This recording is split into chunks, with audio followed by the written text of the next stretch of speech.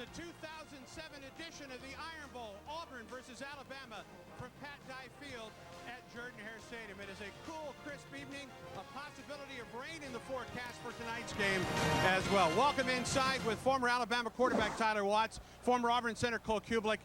I'm Andy Burcham. Both of these teams are trying to rebound after disappointing losses, and Tyler, for Alabama, trying to get back after a loss against Louisiana Monroe a week ago. Golly, and it was a tough loss too, one that wasn't supposed to happen. How do you rebound?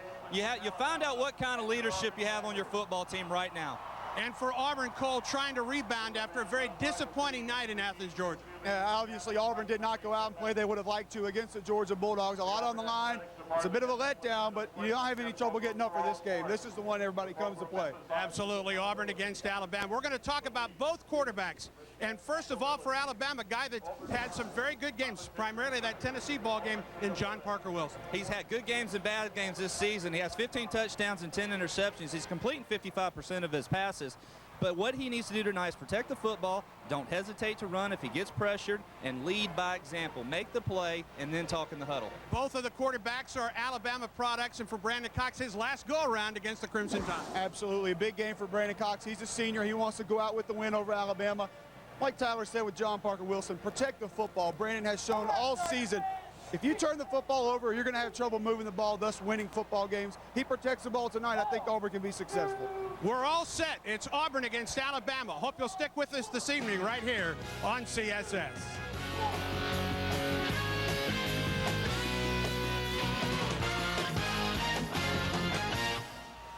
Come by land or sea to Cal. Welcome back to Pat Dye Field at Jordan-Hare Stadium with Tyler Watts and Cole Cubelic. I'm Andy Burcham. It is the 2007 edition of the Iron Bowl, the Auburn Tigers and the Alabama Crimson Tide. Brand new coach, of course, for Alabama this season. Nick Saban patrolling the sidelines for the Crimson Tide. First season Alabama record is 6-5. A national championship at LSU. 12th season a record of 97-47-1. And on the other side of the field, coaching in his 9th Iron Bowl, Tommy Tuberville for the Auburn Tigers. Take a look at Coach's record, 6-6 against Alabama, 78-33, and that 6-6 includes his years, of course, in Oxford again, or with Ole Miss. And of course, that Ole Miss job opened up again today when Ed Ogeron was let go. Well, there's an electric atmosphere, as you would guess, with this ball game. It's like no other. Gentlemen, you've played in this. You can give us a unique perspective. We can only tell you what it's like from the outside for guys that have been on the inside. In between the sidelines, what is this game like, Tyler? We'll start with you. This is a crazy week. It's a crazy atmosphere. And when you add the fact that we're playing it at 7 o'clock in the evening, are you kidding me? This is as good of an atmosphere as the Iron Bowl is going to have. From a lineman perspective, Cole? You know, it's always been a clean game. It was never a dirty matchup. Obviously, a lot of these guys grew up together. They were recruited together. They know each other. You know, it's just a game that you want to play in so desperately. Once you get in there, you just let it all out. The history, Alabama leads at 38-32-1. Auburn has won 6, lost 2 here at Jordan-Hare Stadium. The Tigers have won the last 5 against the Crimson Tide. A win tonight, that would be an Auburn school record, 6 consecutive victories against Alabama. Auburn won the toss. The Tigers deferred to the second half. Alabama will receive and defend the south goal. The wind coming out of the northeast tonight, and it's whipping pretty good. Wind could certainly be a factor, especially in the kicking game tonight. Number 18, West Byram. Back to receive it for the Crimson Tide tonight. Number 22, DJ Hall. DJ Hall back, and Jonathan Lowe. Javier Arenas suffering a high ankle sprain last week in the loss to Louisiana Monroe. Wes Byron kicks it off for Auburn, and Lowe will take it 2 yards deep in the end zone and bring it out. Lowe out to the 25-yard line when he is brought down there. So 1st and 10 for Alabama at its own 24-yard line. We talked about both of these quarterbacks at the top of our show. John Parker Wilson, the quarterback for Alabama from Hoover, 12-12 as a starter for the Crimson Tide. 2,477 yards this season, 15 touchdowns, 10 interceptions. And a delay as there is an injured Auburn player coming off the field, number 39, Josh Hebert, one of Auburn's special teamers. getting some help from the Auburn training staff, Auburn's athletic training staff, as Hebert comes off the field following the kickoff. 1st and 10 for Alabama at its own 25-yard line.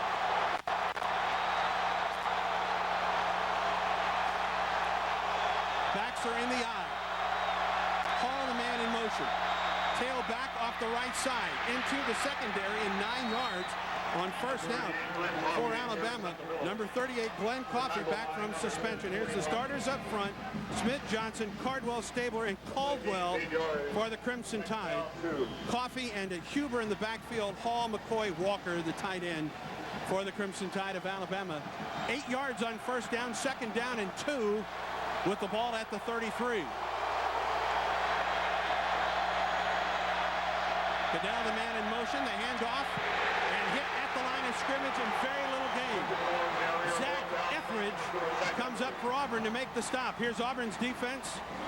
Veterans up front: Coleman, Thompson, Sims, and Derek Marks. No gain on the play. Harris, Blackman, Merrill Johnson, with Powers, Etheridge, Brock, and Lee in the secondary. And here is 3rd down for the Crimson Tide. 38.5% on 3rd down this season for the Crimson Tide, 9th best in the SEC.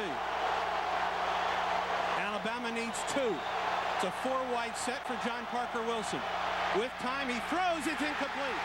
Eric Brock got in front of that ball and took it away from DJ Hall. Number 33, Eric Brock.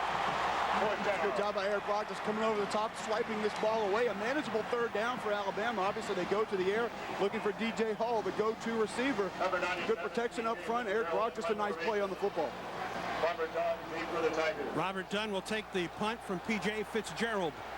There's Eric Brock from nearby Alex City, one of Auburn's seniors playing in his final Iron Bowl.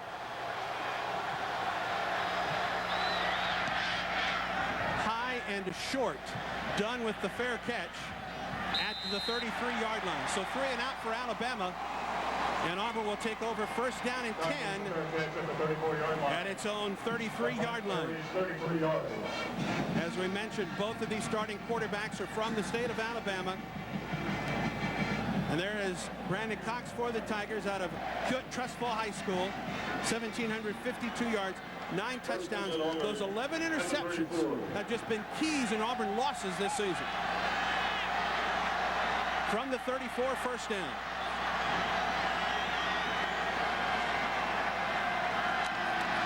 Brad Lester bounces it to the outside, and Lester is wrestled down at the 39-yard line by Rolando McClain and Simeon Castillo.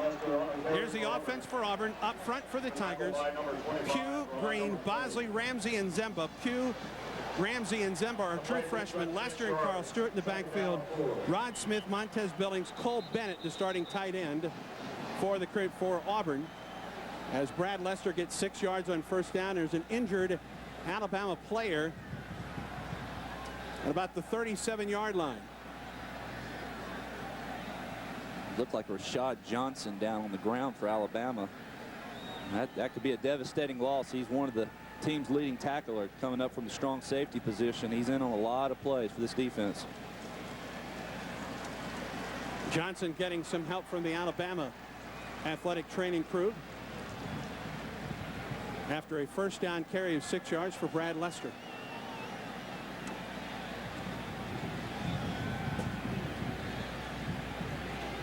And we'll see when Rashad Johnson is able to come back into the ballgame. Here's 2nd and 4 for Auburn.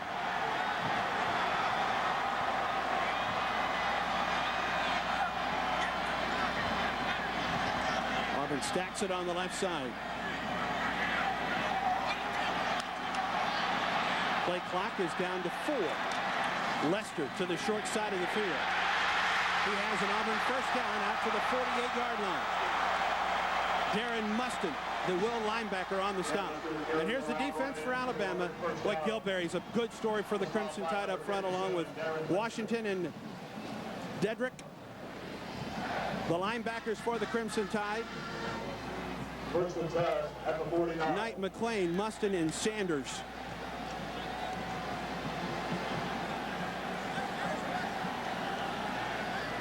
First and 10 for Auburn at the Auburn 49-yard line. Split backfield. Cox will throw it. Mario Fannin has the first down into Alabama territory. Simeon Castile with the stop along with Rolando McClain. A play that we saw for the first time against Georgia 2 weeks ago, Andy, and they're just going to fake the little underneath counter. Brandon Cox quickly going to come distribute this football to Mario Fannin. A nice way to just get the football into one of your playmakers' hands. Mario Fannin, a guy that had to share time at tailback, but want to get him the football, let him do his magic out on the outside. First down for Auburn to the Alabama 39-yard line. 12 yards on the pickup. Out of the pro eye, Auburn.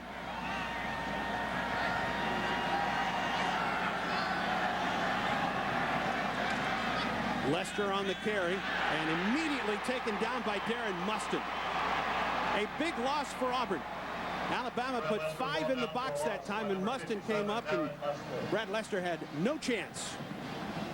Really and truly, to this point, Brandon Cox has played a heads-up ball game, audible in Auburn into the correct play. This time, Alabama just sniffs it out, and Mustin's able to fill that hole. It's a loss of 3 on the play. Second down and 13 for Auburn. You take a look at Mustin's numbers on the year. 6 tackles for losses, now 7 with that hit of Brad Lester. A loss of 3, second and 13. The roll out, Cox throws. Cole Bennett has it. Bennett gets back to 3 yards and adds a couple, and it will bring up third down and about 8 for the Tigers. Going to the senior Bennett. Second play action of the game, and you can see Alabama's defense respecting the run already. A lot of flow going to this run game.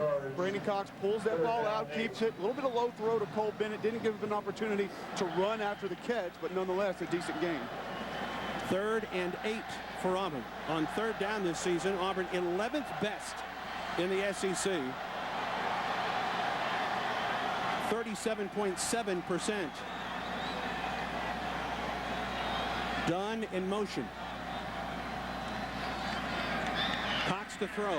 With time, looks and throws. He's got Bennett, the tight end, and it looks like he will still be about a half-yard shy of the first down.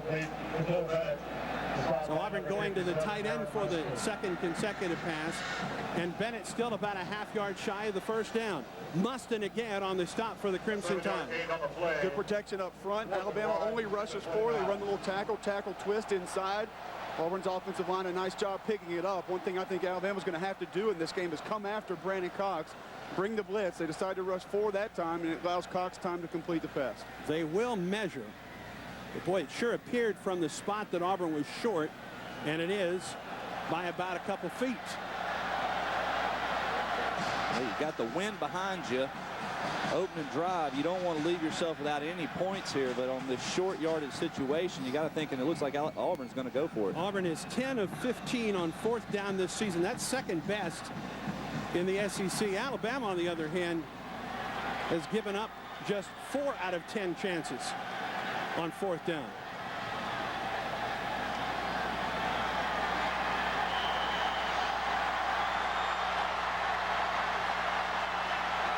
Carl Stewart, the fullback. Cox, the quarterback keeper. He's got the first down. Nice job of those middle 3 on the offensive line, bunkering down, getting as low as possible, get that initial surge, the initial push, and that's what's going to allow Brandon Cox to sneak behind for the first down. Just rode the hip of his center, Jason Bosley, for the first down. At the Alabama 28-yard line. First down for Auburn. Tommy Trott, tight end. Splits to the bottom of the screen. Lester to the wide side with the cut. Brad Lester powers his way inside the 20. Brad Lester on the carry. The stop by number 2, Simeon Castile on the stop. He got some help from Rashad Johnson. And an injured Alabama player, Ezekiel Knight, in the backfield. Looked like Zeke Knight just got caught up on that seal block by Gene Ziemba. Lester goes 9 yards on first down as Knight gets some help coming off the field. There's Ezekiel, the junior from Randolph County High School in Wedowee. 54 tackles, 10.5 for loss this season, 3 sacks, and a couple interceptions for the former wide receiver. Second down and 1 for Auburn at the Alabama 19-yard line.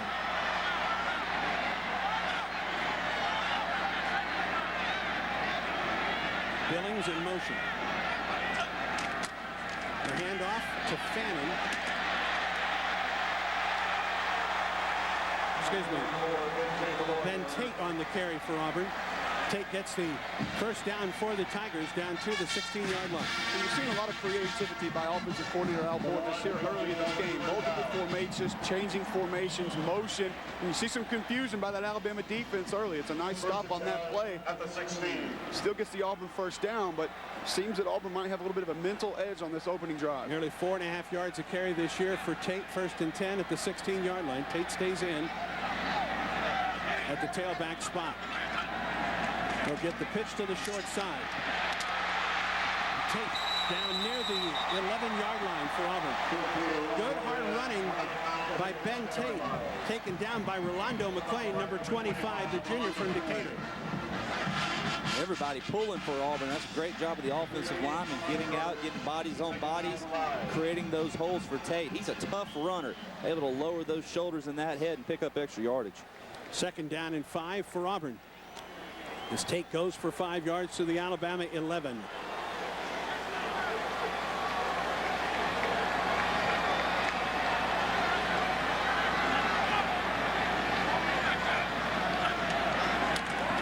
The draw to Tate. First down, Tate inside the 5. And the play blown dead at the 3, and maybe blown dead a little early at that. A week or 2 weeks ago, Coach Kublick, Auburn did not establish the run against Georgia. It's one of the keys Tommy Tuberville talked about before the ballgame. They've got to be able to run the football tonight. Well, not only that, but they're establishing themselves as an offense on this opening drive, establishing the run, moving the football. We saw last time Auburn was out against Georgia. Brandon Cox, an interception on the opening pass, and they struggled to bounce back from that the whole game. This is exactly how you want to open up a game like this. In the red zone, the Tigers this season. First down and goal from the 3. Tate, head down, touchdown.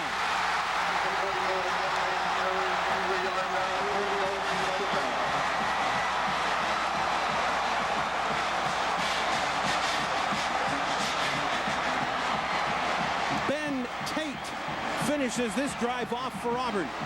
Nothing fancy, just power running. Nice job up front by those offensive linemen. Chaz Ramsey, the right guard. Nice job opening up the hole, and Ben Tate takes it in for the Auburn score. Wes Byram out, 31 of 32 on extra points this season. His holder, Matthew Motley. The snapper is Robert Shiver. And Auburn takes its opening drive. With 8 minutes, 8 seconds remaining in the first quarter. For the touchdown. For Auburn 7, Alabama 0. The Auburn scoring drive covers 65 yards. 65 yards for Auburn in 12 plays. 8:08 to go, first quarter. Auburn on top of Alabama in the Iron Bowl, 7-0. Down here. Hey, watch Robert Dunn, number 3 right there, still in the backside. That keeps that backside pressure from being able to make the play in the backfield. That's a good play by a wide receiver. 12 plays, 65 yards, 5 minutes and 21 seconds. Ben Tate with the 3-yard touchdown run for the Tigers. His 7th rushing touchdown of the season, and Wes Byram kicking it off. He's got the wind behind him. His opening kickoff was about 1.5 yards deep in the end zone, and Jonathan Lowe brought it out near the 25-yard line. Lowe and DJ Hall to return it. Byram gets the ball to Lowe at the 1. Down at the 20.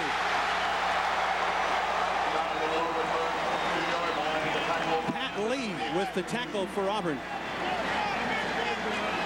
It's been a problem for Auburn this season, Paul Kublick.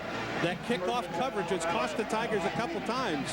It really has. They've given up decent field position a couple of games. And that kick coverage team, obviously two pretty good covers so far. Wes Byram, 2 good kicks to start this game as well. John Parker Wilson brings Alabama to the line of scrimmage at its own 19-yard line.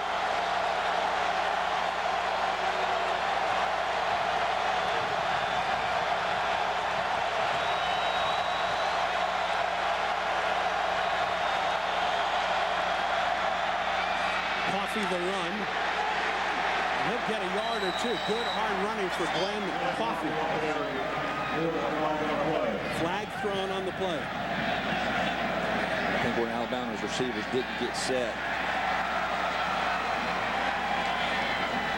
They brought the tight end in motion. He set up. One of their wide receivers then backed up on that play, that formation. Get the call from Thomas Ritter after he checks it out with Quentin Groves. Illegal shift, number 81, offense. Penalty is declined. Second down. Illegal shift by Keith Brown. Auburn declines it. 2nd down and 8 for Alabama. This is an important drive for Alabama just to be able to move the chains at least once. It's been all Auburn early in the game, and if you remember back to 2 years ago, the first 2 quarters, Auburn absolutely dominated, and Alabama was unable to catch up. John Parker Wilson from the shotgun. Coffee flanks him and gets the carry and is immediately taken down by Quentin Groves. Quentin Groves shows his speed off the end. It's going to be tough to leave him and Antonio Coleman, these defensive ends. His backside guys uncovered. You see the penetration from Pat Sims. Actually, the fake out there for Auburn. I'll tell you what, I was completely faked out on the play. Well, you got to have an aggressive defensive end in Quentin Groves, one that's going to be able to play both of them, but he's thinking run the whole way, and that's a good job by John Parker Wilson, reading him crash down and being able to pull it. It was a good fake. Got me.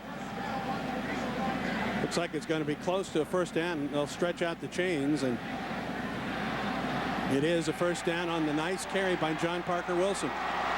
It's a big 1st down for Alabama. Just the confidence standpoint, being able to know that they're not playing flat early on. They need to try to develop something here early. 76 yards in carries coming into that 8-yard run for John Parker Wilson.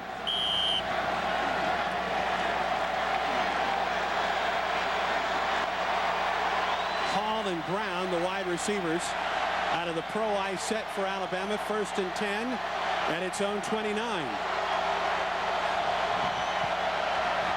Play action, Parker Wilson to throw. And he incomplete on the play, intended for Travis McCall.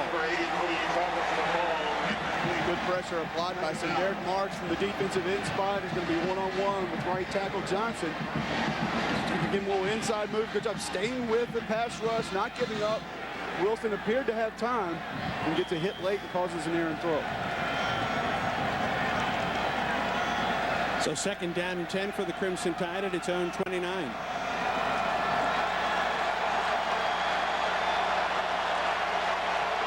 A 3-wide set. Nikita Stover to the top of the screen for the Crimson Tide. Coffee to carry.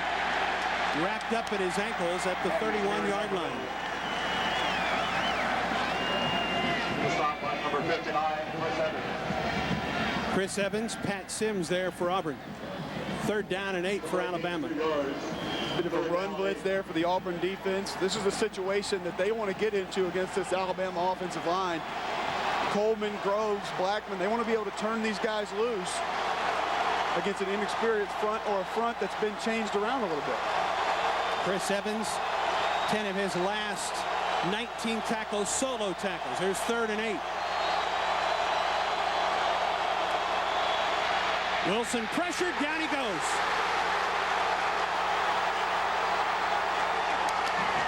Pat Sims and Derek Marks converge on John Parker Wilson. You talk about the inexperience at the offensive line. Everybody's twisting. Backers are coming from depth. Causes a lot of confusion on the offensive line, and protection breaks down. Sacks have been so big for Auburn in this series, especially the last 2 years. And Fitzgerald will punt it away into the wind. And Robert Dunn for Auburn at his own 37-yard line.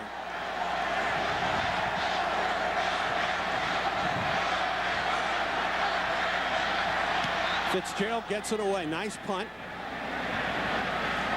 Fair catch by Dunn. We had to battle the wind a little bit at the 40. And good coverage. There's a nice punt into the wind by Fitzgerald. But good field position for Auburn. 5:14 to go. 1st quarter action. Auburn 7, Alabama nothing at Jordan-Hare Stadium. Iron Bowl 2007. A chilly night at Jordan-Hare Stadium, and we could get rain. It depends on which weather service that you pick. I don't don't think anyone's hoping for any kind of precipitation here tonight. No, Tyler and I were both talking about the 2000 game that we played in Tuscaloosa when it was raining, how miserable that was. We don't want a repeat performance of that weather. Auburn with good field position coming out of the timeout, 1st and 10 at the 41-yard line. When play resumes.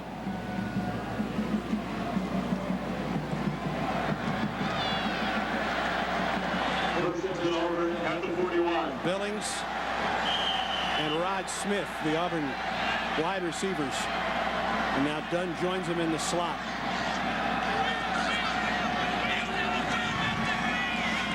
Play action, Cox across the middle, throws. Smith has got it. Rod Smith needs a block.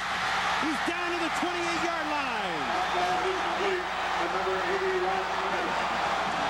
Rashad Johnson perhaps with a touchdown-saving tackle on Rod Smith. Great play fake by Brandon Cox. Good protection up front. Alabama only rushing 4 again. A nice job by Auburn's offensive line picking those guys up, allowing Cox to be able to step up, put a little extra on this ball. A nice catch and run after by Rod Smith. Lionel Mitchell actually with the stop. 1st and 10 for Auburn at the 28. A gain of 31 on the play.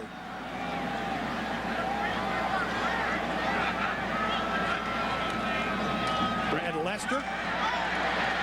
And Lester carries that pile inside the 25-yard line. Eventually brought down around the 27. By number 25, Rolando McClay.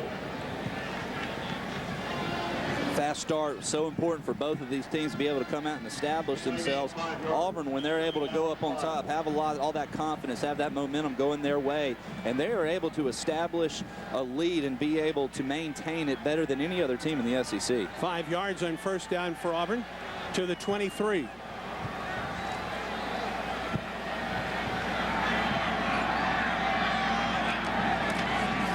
Lester on the carry, shy of the 20-yard line, and about 2.5 yards shy of an Auburn 1st down.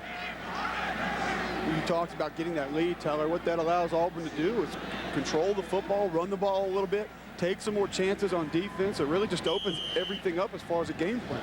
Auburn 0 of 1 on that opening drive on 3rd down. Tigers about 3 yards shy here.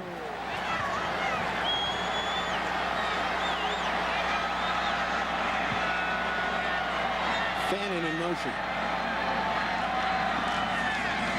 Cox looks and throws, and it's incomplete. Nearly intercepted by Simeon Castile as he got inside position on Mario Fannin. And that's a break for Auburn. Yeah, plenty of time for Brandon Cox here. He stares down his receiver, and this is a ball Simeon has to be able to come up with. That's actually a good play by Fannin, being able to become in the defender right there and getting in there and trying to knock the ball away. Castile within an eyelash of his 13th career interception and his 3rd of the season. And now Wesley Byram on for Auburn to attempt a 38-yard field goal from the left hash. On the way. And Auburn has put points on the board on its opening drives. Alabama's defense stiffens, but Auburn takes a 10-0 lead now with 3 minutes and 12 seconds to go in the 1st half. Wes Byram, his 16th field goal in 20 attempts. Auburn on top, 10-0, 1st quarter action at Jordan-Hare Stadium. 25th ranked Auburn Tigers on top of Alabama, 10-0, 3 minutes and 12 seconds to go in the 1st quarter of play. And maybe Alabama breathing a sigh of relief. It kept Auburn out of the end zone, but Auburn breathing a sigh of relief that drive didn't end in an interception and ended in a 37-yard field goal by the freshman Wesley Byram. Auburn going 38 yards in 5 plays and taking 2 minutes and 2 seconds off the clock. Well, points are at a premium in this game. You won't see this matchup end in a blowout very often. So you can put points on the board. You have to take them any chance you get. Nick Saban experiencing his 1st Iron Bowl. Of course, he's been here with LSU. Wesley Byram to kick it off for the Tigers, and he has had, this will be his 3rd opportunity. What has been the difference on the first 2 kick coverages for Auburn here tonight? Honestly, it just looked like a little more hustle, playing the outside. You have to contain that outside and force the return men back inside. Also watch where the ball is caught versus where your back line of defenders are, your blockers are. It's about a 15 to 20 yard gap. That gives a lot of room for players on the Auburn side to break down and make a tackle. Lowe from the 7. And a big gap for Lowe. And Lowe almost to midfield. And that's the kick coverage that we've seen from Auburn this season. And there was the difference also between kicking it to the goal line and kicking it to the 10-yard line. Now all of a sudden that distance is closed and Lowe is able to make a play happen here. There, all of his blocks are lining up. His timing is correct. He's hitting his gaps where he's supposed to. Guys are being able to hold on to their blocks, and that's the difference. Gerard Powers made the stop, but not before Jonathan Lowe takes it to the 47. Best field position of the night for Alabama.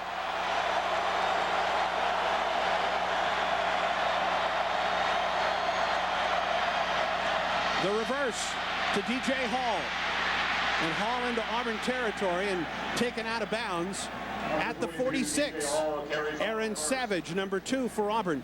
Sophomore from Albany, Georgia. Westover High makes the stop. It's only a 5-yard gain, but one important thing that it does, it gives DJ Hall the ball. He's always capable of making a big play, but just once again, get the ball in his hands, allow him to make something. Now all of a sudden, between his ears as well, he's got a little confidence. He gets 7 yards on first down, 2nd and 3.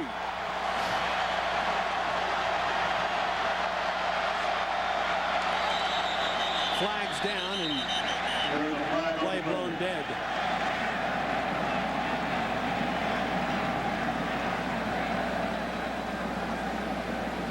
Looked like Mike Johnson for Alabama. Prior to the snap, false start, 78. Offense, 5-yard penalty, remains 2nd down. Alabama, the least penalized team in the SEC this year. Just an average of a shade under 36 yards per game. Now 2nd down and 8.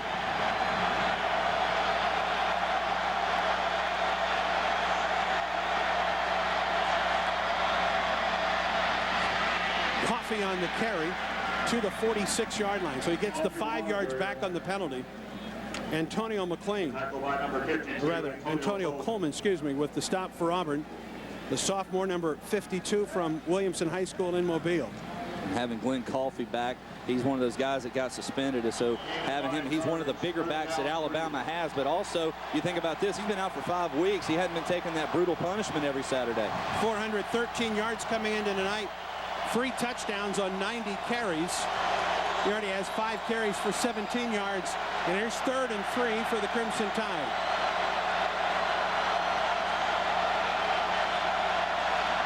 Wilson to throw for DJ Hall, incomplete, and a flag is thrown. Jonathan Wilhite providing coverage.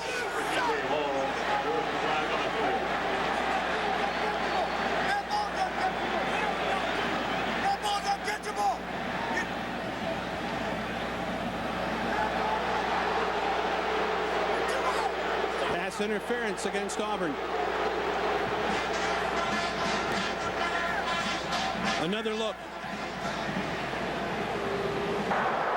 Pass interference, number 24, defense, 15-yard penalty, automatic first down. Now we couldn't see from that angle. There was some contact. I think 2 reasons that it got called for interference. So one is a catchable ball. One thrown out of bounds. John Parker Wilson gave him a catchable ball, but also he got pushed out of bounds. You know, it's one of those things, a lot of pushing going on both sides, but they went ahead and threw the flag.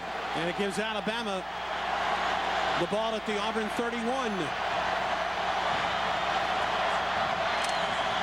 The pitch to Coffey. Inside the 25-yard line before Trey Blackman, number 10, makes the stop for Auburn. The sophomore from LaGrange, Georgia. Tall sweep right here and just able to find a good hole. And there's that explosive fresh legs that Glenn Coffey brings to this Alabama offense. Coffey had just 1 carry in his career against Auburn for 13 yards. He's trying to make up for lost time as he goes 7 yards on first down.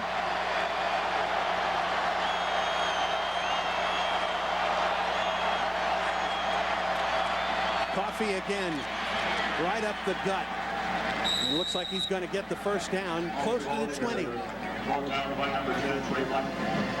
Coffee is 6'2", 197, a sophomore from Fort Walton Beach, Florida. Nice cut by Coffee. You'll see Trey Blackman slicing through that offensive line, and Coffee able to make him miss and still lunge forward for what appears to be a first down. Close enough that they're going to measure. Glenn Coffee has been the workhorse early on for the Crimson Tide. Terry Grant, Jonathan Lowe, Roy Upchurch as well. We've seen all four this season carry the ball for Alabama. Could it get any closer? No, I mean, by the nose of the football, perhaps it is a first down for the Crimson Tide in the final minute of the first quarter. Alabama trying to take advantage of an interference penalty against Auburn. And they have moved the football since that penalty down to the Auburn 21.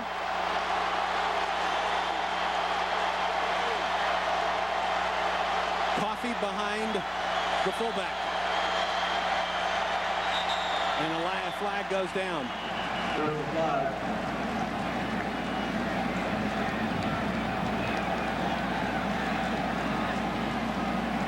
Dead ball. False start. 76. Marlon Davis, Jr. from nearby Columbus, Georgia. You know, what a lot of people don't understand is when you shuffle offensive linemen around, a center goes to tackle, a new guard comes in, that communication barrier breaks down. You don't have the rhythm. You're not used to the snap count. Things are always a little bit different. First and 15. Wilson to throw. It is complete to Coffee. Coffee gets about 5 yards back. Looking for Nick Walker down the middle of the field, but Trey Blackman did a good job from his middle linebacker position of turning and running in that throwing lane. But it was a smart play, just hitting your dump down, picking up what you could. Second down and 10, and that will be the final play of the first quarter. Alabama moving the football as the quarter comes to a close, but Auburn with the only points on the board. Tigers on top, 10-0, moving to the second quarter at Jordan-Hare Stadium. Start of the second quarter, Tigers of Auburn on top of Alabama, 10-0, but the Crimson Tide with the ball at the Auburn 21.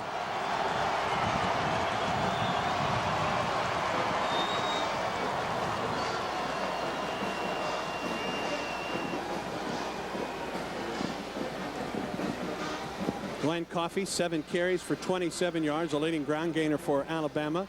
Brad Lester leading for Auburn, 6 carries for 28 yards.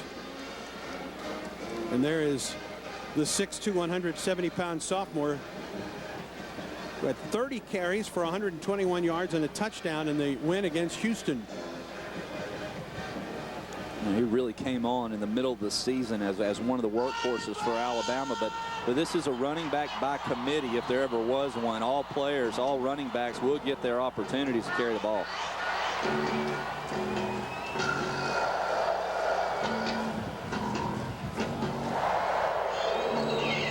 Waiting for the second quarter to begin.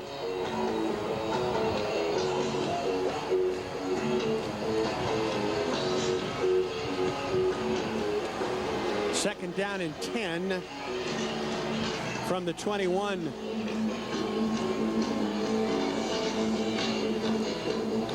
When the second quarter begins. There we go. Second down 10 at the 21.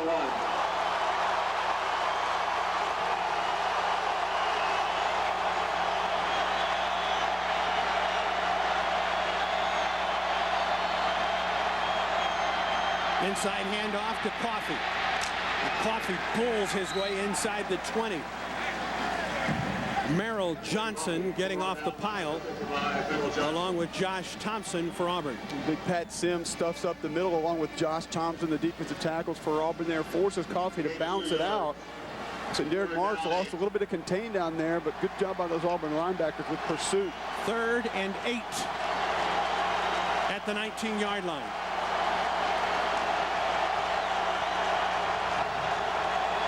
Cadell and Brown to the top of the screen.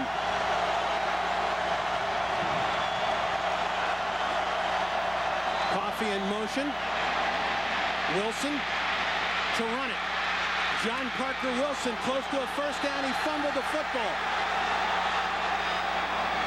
Looks like Alabama got it back. And it did, and that's enough for a first down for the Crimson Tide. Looks like Coffee may have been the one to jump on the football. John Parker Wilson looked like he's wanting to go to the top of your screen there. Nobody open. And one of the things we talked about, don't be scared to pull it down when time runs out. Another thing we talked about, though, is protect the football. You've got to hold on to the football, especially going in and coming out. First down for Alabama, just outside the 10. So this is 1st and 10.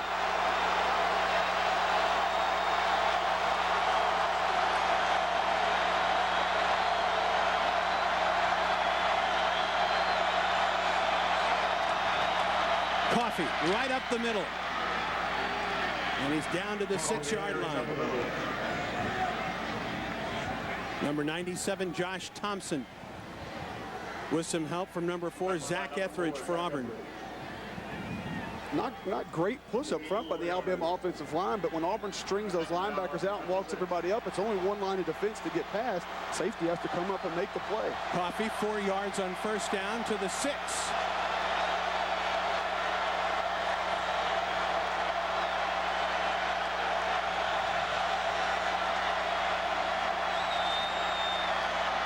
Coffee again.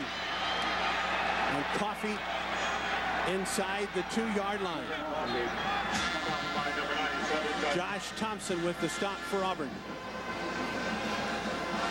But the line's doing a good job of getting on a defensive player for Auburn and allowing those lanes to start creating themselves. And Coffee runs so low. He's able to get his pads up under, and you saw right there, just use that leg strength to push forward. Alabama can get a first down without a touchdown. It's 3rd and 1. Coffee stood up at the line of scrimmage. And let's see if he got to the first down. Didn't look like it. He's marked down just inside the 1. He needed to get to about the half-yard line for a first down. So now 4th down and decision time for Alabama. And the way that Alabama has been playing, I know you never want to leave without any points, but in a big game like this, bad 3 weeks, I don't think that they'll hesitate in going for it.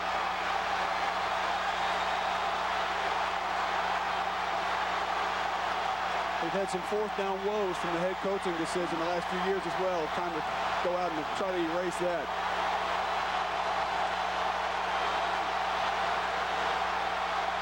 The quarterback, Wilson.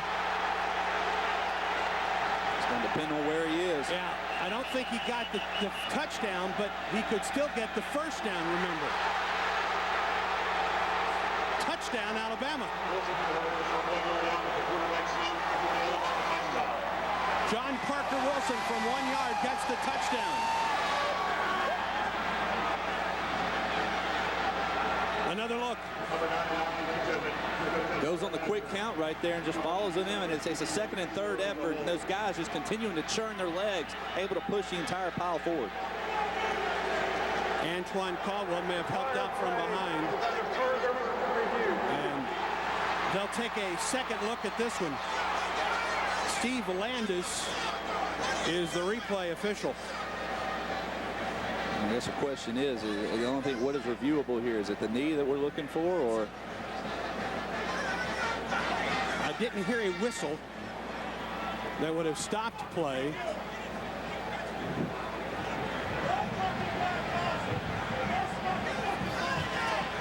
We'll wait and see as the officials behind us, as a matter of fact, take a look.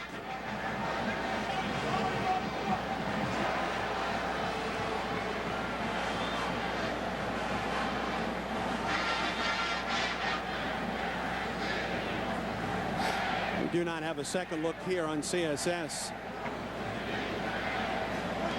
Let's take a look.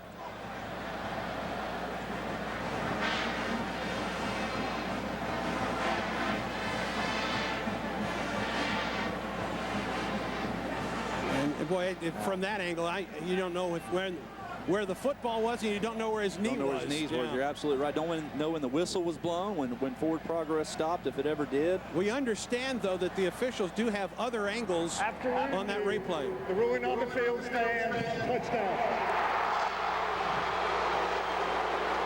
Touchdown, Alabama.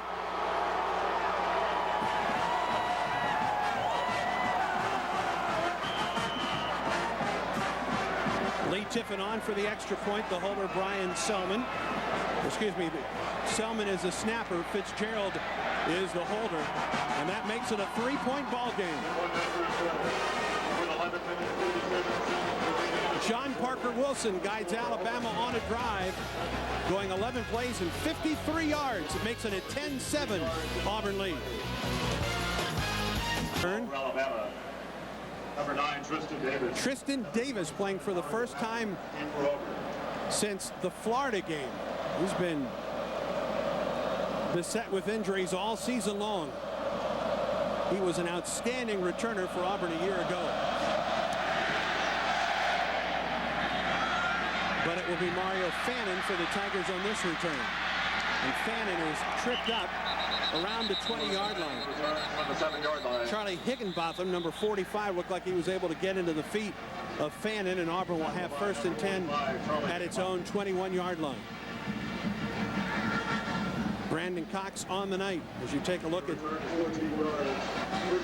total offense. 103 yards for Auburn, 60 for Alabama. Brandon Cox is 4 of 5 on the night for 54 yards. Auburn scored on its only 2 drives of the first quarter, touchdown and a field goal. Alabama loads up the box. And the handoff to the near side to Ben Tate. And Ben Tate down to the 48-yard line. He was able to get past the first wave. Mario Fannin lined up at the slot. He's going to come around on the reverse and just to show it. Going to fake that reverse. And you see Ben Tate, just a nice burst outside. Good block by left tackle. Ryan Pugh had his head across, allows Tate to cut up field for a big gain. Like Trott also made an outstanding block as well from the tight end position. Yeah, he got to the Jack linebacker, Jack Saunders. 1st and 10 at the 49 after Tate goes 28 yards. Tate again right up the middle. And Ben Tate into Alabama territory down to the 46 before number 25, Rolando McClain, a freshman from Decatur.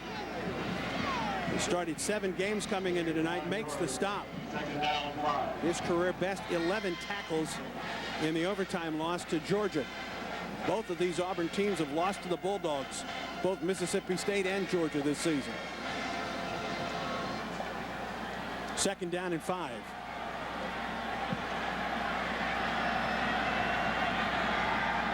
Billings in motion for Auburn.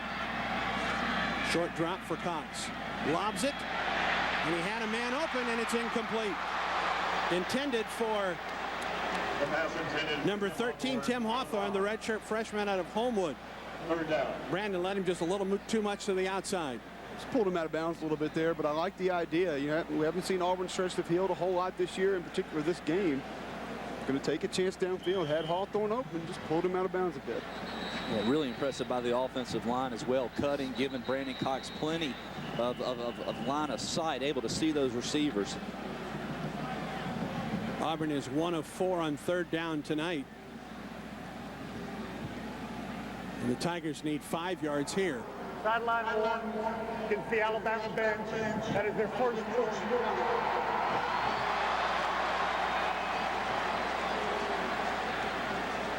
10:19 to go, 2nd quarter. Auburn at 10, Alabama 7. Auburn 3rd and 5 at the Alabama 46.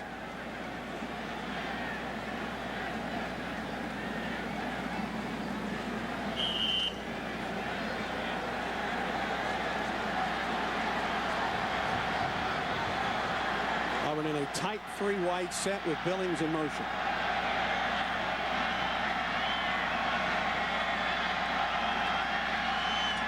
Cox the straight drop. Flips it to Ben Tate for the 1st down and more. And Ben Tate inside the 30. Guys, he was wide open out of the backfield. Wide open from the get-go, and he was calling for the football, clapping, yelling, trying to get Brandon Cox's attention. A nice decision by Cox. Pretty good protection initially. Realizes nobody downfield, sees Ben Tate a little bit late. One thing you have to love about Ben Tate, watch him just never goes out of bounds. You always see him cut back in the field to try to get the extra yardage. 17 yards and a first down to Tate, who's also rushed for 52 yards on the night and a touchdown. First down at the Alabama 29. Tate on the cut and stood up near the 26-yard line. Rolando McClain leading the charge for Alabama. Seen a lot of Ben Tate here early in the game. Play gains 3 yards. Second down. Getting a lot of carries. He's a tough runner. That's Tate's 7th carry of the first half, and we've also mentioned Rolando McClain's name quite a few times here in this first half as the wind really starting to pick up at Jordan-Hare Stadium. 2nd and 7.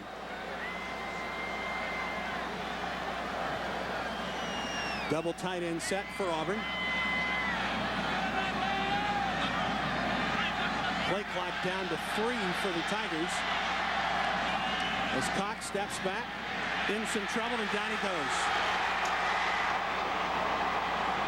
Lorenzo Washington, the nose guard, gobbled up the Auburn quarterback. Yeah, Auburn likes to cross a lot of players here. You'll see Trott and a couple other guys going across, but nobody's open. That's a good cover sack for Alabama. Loss on the play is 9 yards. Third down, 16. Lorenzo Washington, who started 10 of 11 games, just right up the gut that time, and sacks Brandon Cox for a 9-yard loss. Here's 3rd down and 16 for Auburn.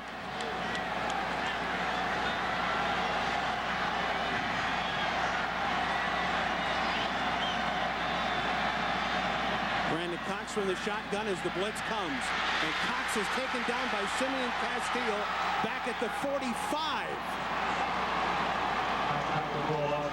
A pair of sacks backing Auburn up to the 45-yard line. Auburn had first down at the 29, but Castillo almost untouched.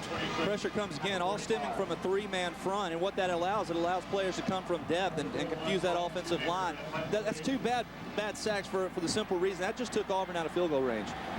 And for the first time tonight, we'll see Ryan Shoemaker punt it away. Into the wind.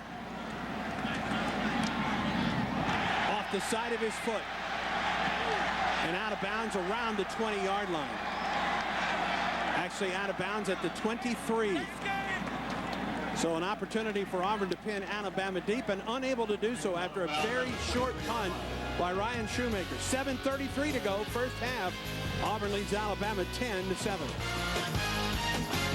Sacks on that last drive by the Crimson Tide, their 22nd and 23rd of the season. That's the 23rd and 24th allowed by Auburn. That last time, Brandon Cox really didn't have much of a chance with Simeon Castillo coming untouched. Yeah, but like we were talking about, the worst thing that happens is a punt. That's a lot better than a turnover right there with the momentum and the field position and all. At least now they punted and forced Alabama back around the 20-yard line. So 23 is where the Crimson Tide will scrimmage from.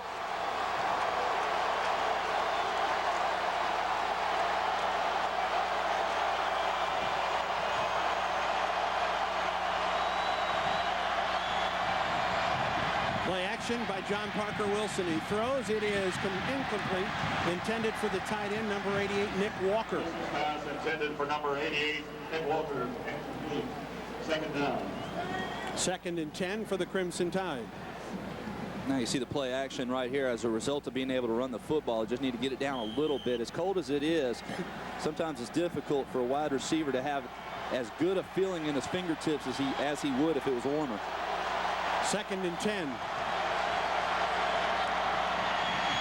Number 5 on the carry that time, Roy Upchurch, the sophomore from Tallahassee's Godby High School. You have to be pretty impressed with this Alabama offense thus far. A team that really has not had much success running the football this season, especially the past few weeks. They've come out tonight, they've committed to the run, not staying in the shotgun so much like we've seen in the past couple weeks, and they've been moving the ball fairly well on the ground. Upchurch's numbers coming in. Here's 3rd and 6. The Crimson Tide 1 of 4 on 3rd down as John Parker Wilson lines up in the shotgun. Wilson throws incomplete, intended for D.J. Hall. He was double covered across the middle.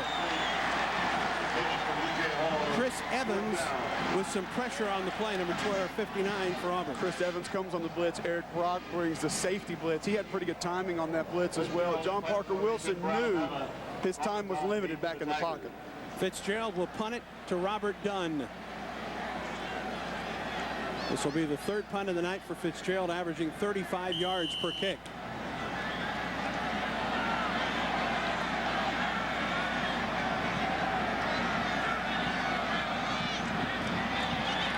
Pressure, and he got it away. Flag goes down as Dunn calls for the fair catch at the 30. Now, is this a 5? There's a flag on the Or is this personal foul? Personal foul, roughing the punter. Alabama retains possession of the football. Auburn tried to block it. It really looked like they were going to get it also. That's one of the things that's tough. If you're going to commit like that and go after a punter, you've got to make sure you get the football. You know, it looked like the snaps for Alabama had been coming a little slow all night as well.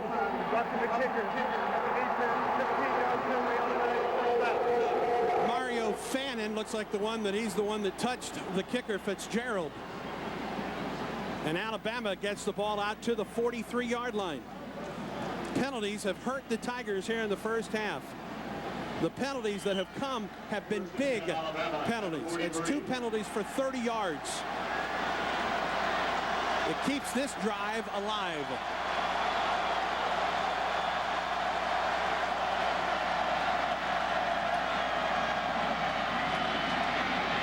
Right up the middle, Alabama runs the football. Upchurch taken down by number 40, Bo Harris for Auburn. And Alabama must have just seen something with this lead play. They're coming into the game on film, or after they talked after the first possession or so on the sideline. They've had plenty of success with it thus far. 4 yards on 1st down to the 47.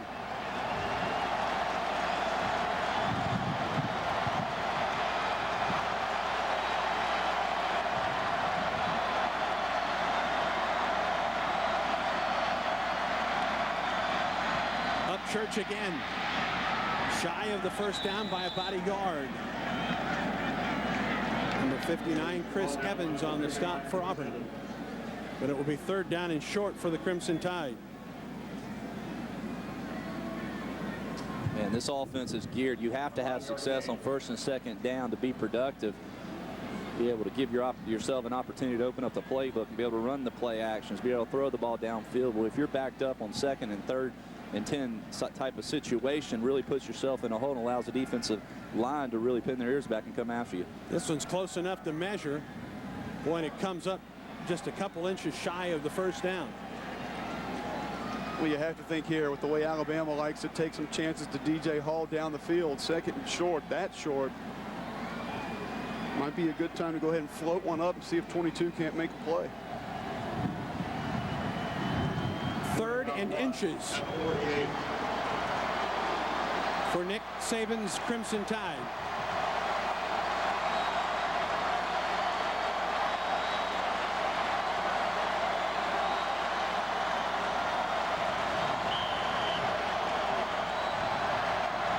John Parker Wilson. Looks like he's got enough for the 1st down. Wilson, the quarterback keeper. So the drive is alive for Alabama. Just when it looked like Alabama was going to have to give the ball to Auburn, a roughing the kicker penalty against the Tigers. And Alabama marches into Auburn territory at the 46.5-yard line. Clock running down inside of 5 minutes and 30 seconds of the 1st half.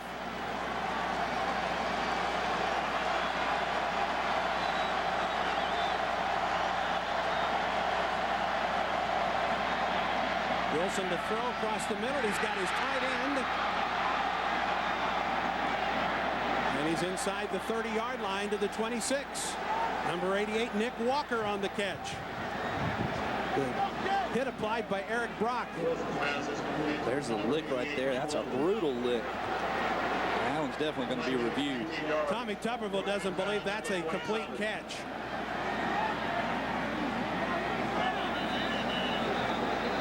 And it looks like they will review this one.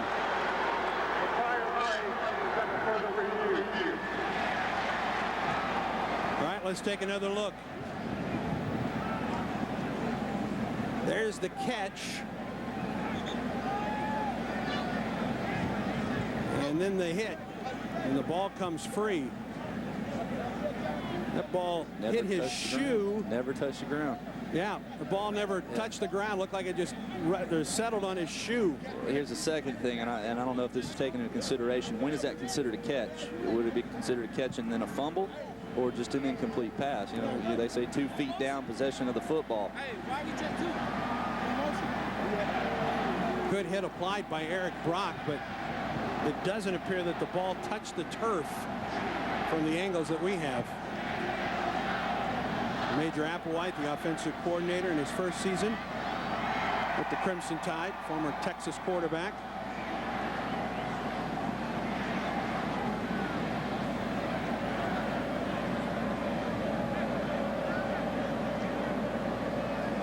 Steve Landis, the replay official. And there's Thomas Ritter, the referee tonight. I'll tell you what, Alabama has had some crucial plays this year reviewed. Some of them going in Alabama's favor and some of them going against. Another look. Second foot comes down just as Brock delivers the hit. But here's the thing, I'm not sure this ball ever hits the turf. It looks like it just hits his shoe. That'll be a catch. I think it will be. After review, the ruling on the field stands. It was a catch. So they did say Nick Walker had possession and got hit and fumbled the football. First down for Alabama at the 27-yard line. First and 10 at the 27. Auburn leads 10-7, but the Crimson Tide has been the team on the move here in the second half. That was the first complete pass, by the way, for John Parker Wilson tonight.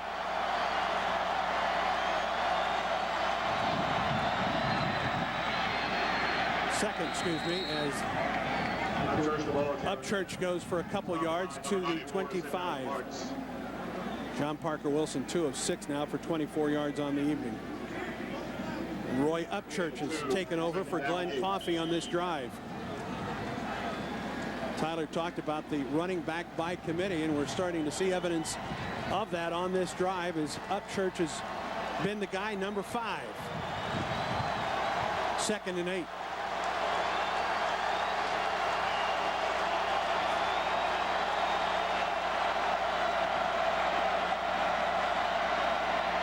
Wilson to run it. Eric Brock has him, and Wilson goes down. Pat Sims finished what Eric Brock started. Right play call at the right time. Alabama goes empty backfield. Auburn has the blitz on. No backs to help protect. We've seen Brock come on the blitz a few times this evening. And a good rush by Pat Sims up the middle as well to finish the deal. Yeah, what a great job in coverage also. Anytime you empty the backfield, you have no extra protection. You've got to get rid of the football. Second sack of the night for Pat Sims. 3rd and 18 now for Alabama. This is the situation of Alabama's offense you don't want to be in. These guys for Auburn can rush the passer. Wouldn't be shocked, though, if Alabama did something pretty conservative on a swing pass or a little draw. It's the draw to Upchurch, and Upchurch gets back the lost yardage on the sack to the 27-yard line. And we'll see Lee Tiffin come on for a field goal attempt to try and tie it.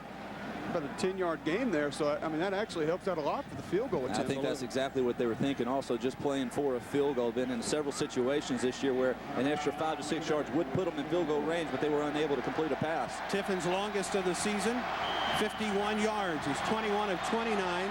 This is a 44-yard field goal with the aid of the wind. It is on the way, and it is no good. 44 yards, Brandon Montgomery. I'm not sure if the wind affected that ball left to right, but it sure did give it a nice little push there towards the end. Stayed in the air a long time. Now that wind actually is pushing it. It would be going the other way. He just see the hooked it. flags on the goalpost there, pulling it maybe a bit. Yeah. So Auburn takes over on downs after the missed 44-yard field goal from Lee Tiffin. 2:30 to go in the first half. 10-7.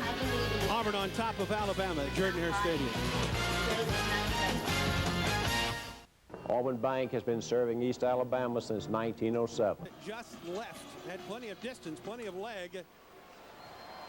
Gives Auburn the football at its own 27-yard line. 2 minutes and 30 seconds to go in the first half. Auburn hasn't had much trouble moving the football. However, the last 2 times down the field, Auburn has been stopped. Last time, Auburn took 2 consecutive sacks that took Auburn out of field goal range. This is just Auburn's fifth possession tonight. 27.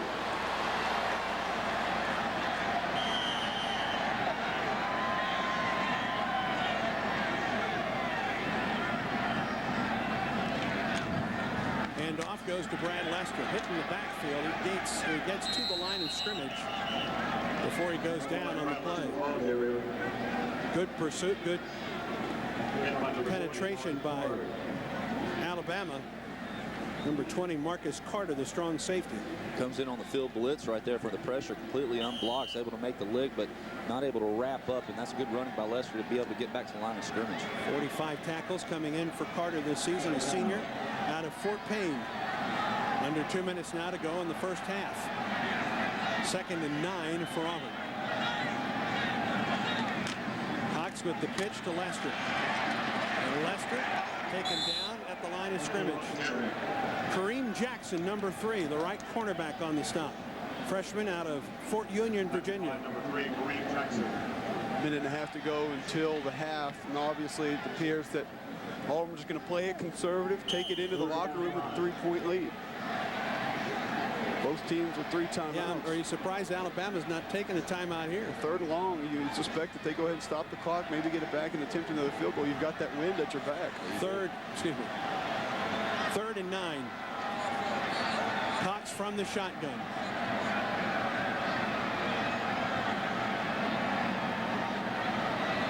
A low snap. Cox with time, he throws, it is kicked off. Rolando McClain, and Cox is down. Alabama has the ball inside the 20.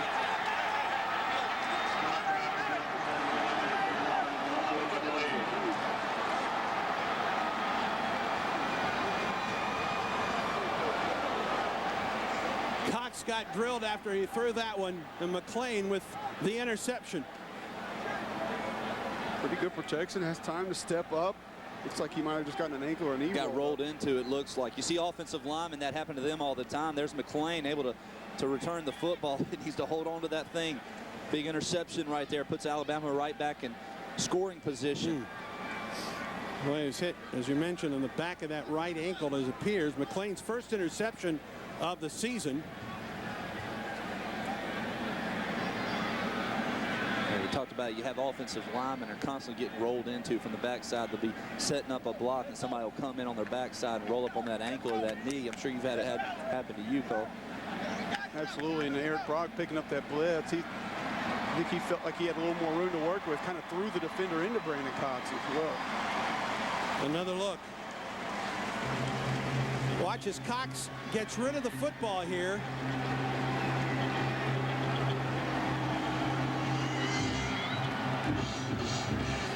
Well, now you're Alabama and you have all 3 timeouts like we discussed. 50 seconds inside the 20. Good shot to go for a touchdown. That's a big concern for Auburn, number 12 on the trainer's table right now. At the 19, Alabama.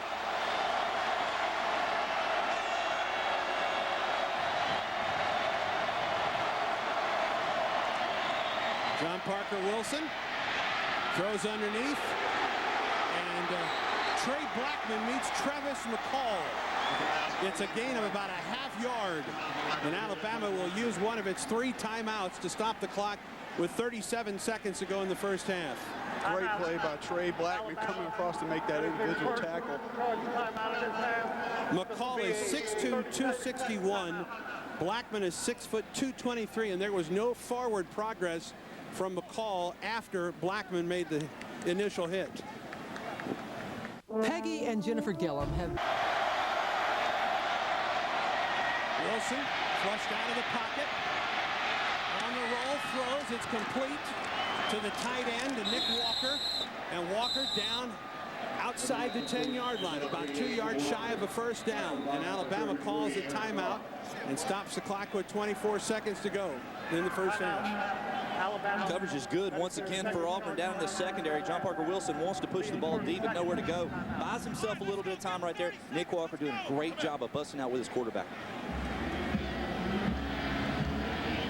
Talk about how important, how important those timeouts are here. Alabama's thrown the ball short twice, not been able to pick up a first down. Thank goodness for the timeouts to be able to stop the clock. Walker's second catch of the night. He's the leading receiver for Alabama. He came in with 17 on the season. 2 touchdowns and 139 yards. He has a couple catches tonight for 27 yards.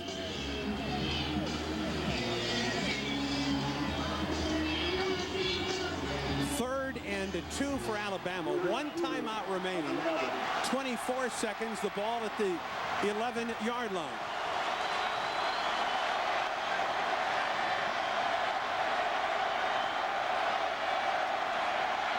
The floater to Hall to the end zone. He's intercepted by Gerard Powers. Hall had it and lost it.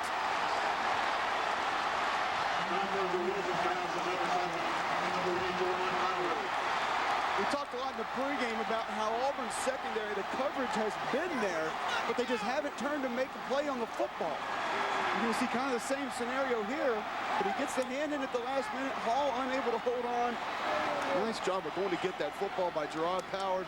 What a turn in momentum this is for the Auburn Tigers. 4th interception for Powers, and his second in as many games. His interceptions have come against LSU, Georgia, and Alabama of late. I think Will Muschamp just got a personal foul. And they may be moving the Auburn sideline back. Get Auburn playing. That is their first quarter.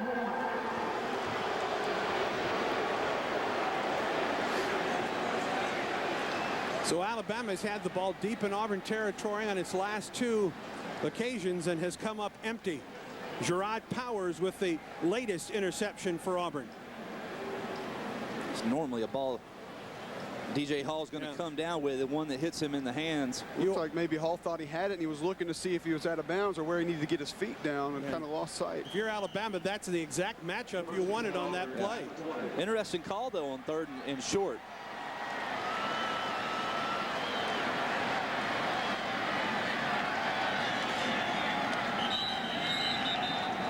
Brandon Cox was back out there to take a knee. And the first half comes to a close. 10-7 your score as the final seconds tick off in the first half. Iron Bowl 2007 has reached the half. Auburn leads the Crimson Tide 10-7.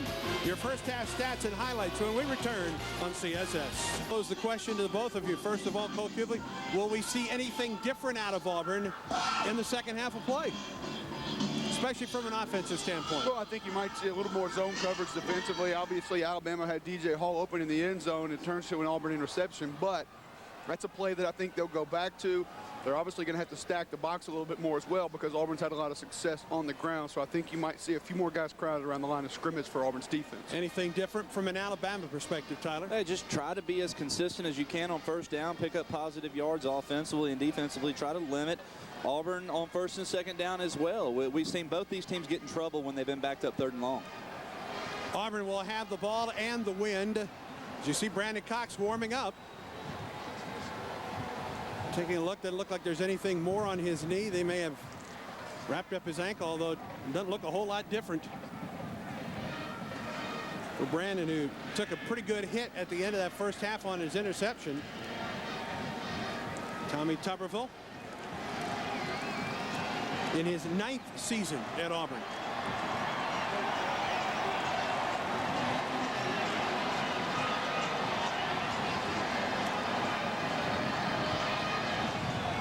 Lee Tiffin to kick it off for the Crimson Tide.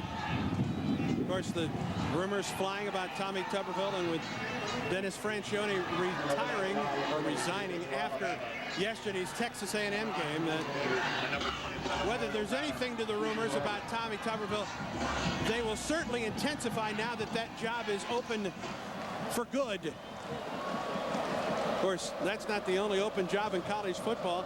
Ed Ogeron and Bill Callahan fired from Ole Miss in Nebraska today. Squib kick. And this is Tommy Trott, the tight end, in good field position for Auburn out to the 40-yard line. We've seen the squib kick so much more this year with just the added 5 yards on the kickoff. Well, I think a big reason is because very few kickers are able to kick it in the end zone now. We're seeing starting field positions at the 30, 35-yard line. So go ahead and either sky kick it or squib kick it, give it to them there, make it a little bit more difficult for them to field the football. 1st and 10 for Auburn at the 41.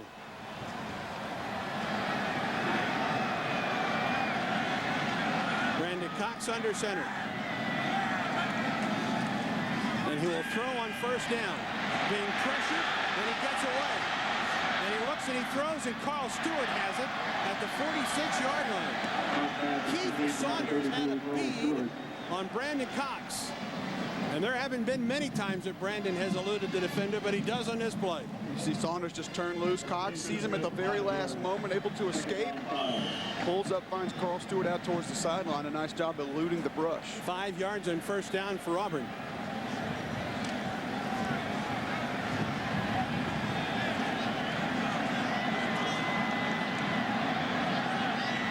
Tommy Trott in motion.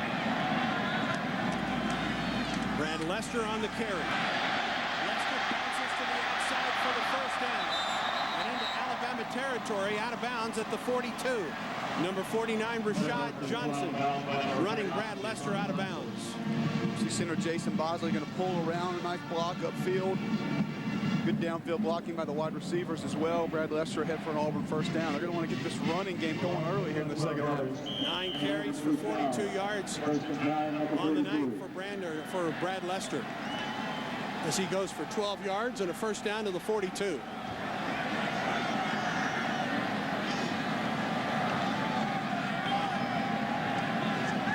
Play action, Cox to throw. Sets up and throws, it's complete. Rod Smith on the catch. Kareem Jackson, number 3, on the stop. This is a good timing play by Brandon Cox here. You see the play action. He has one-on-one coverage. Good route on the outside, able to stop it and break it off. 9 yards on 1st down, 2nd and 1 for Auburn at the Alabama 33.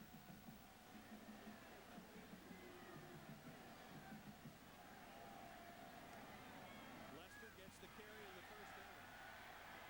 Brandon Lester stood up at the 27-yard line. So that's a 1st down for Auburn. And this drive similar to Auburn's opening drive thus far. McClain makes the stop for Alabama. The 2 first downs and you're in field goal position shows you how that squib kick really affects this drive for Auburn, starting out in such good field position. Fannin and Smith, the wideouts.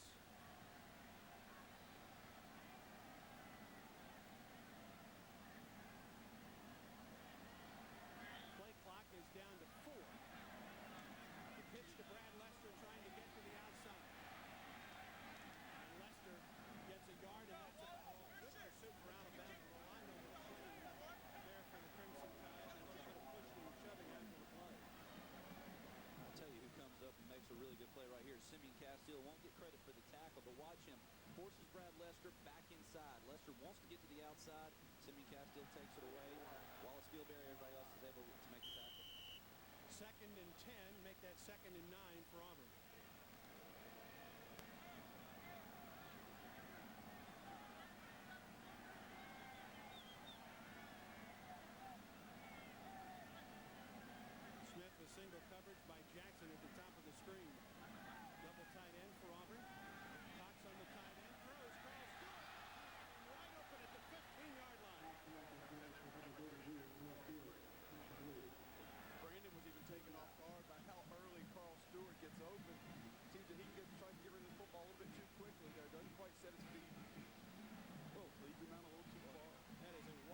receiver. Cox had time to throw, not a lot of pressure, he just rushed it. Talk about how valuable these opportunities when you have the chance for a big play are for both teams to be able to capitalize on here in this game. Here's third down for Auburn, 3rd and 9. The Tigers were 1 of 5 on third down in the first half. From the 26.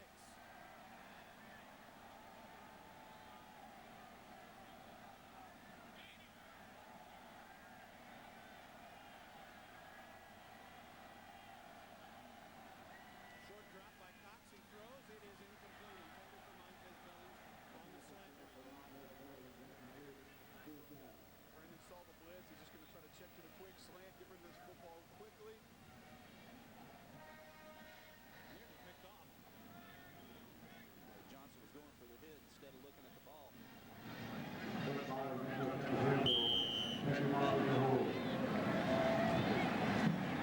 Byram with a field goal attempt of just outside 43 yards.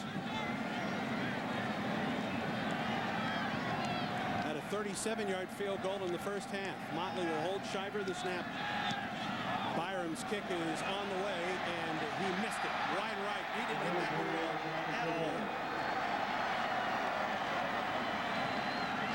And so Auburn again drives, but comes up empty.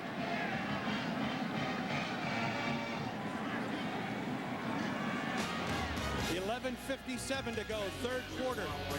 Auburn comes up empty on its opening drive. Alabama on offense when we come back. It is in the long sleeves on this cool evening at Jordan-Hare Stadium. 11:57 remaining, third quarter of play. Auburn 10, Alabama 7. Auburn coming up empty after a promising drive stalled, and then they missed 43-yard field goal.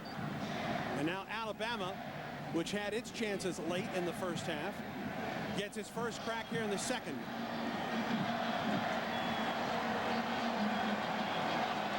First and 10 at the 27.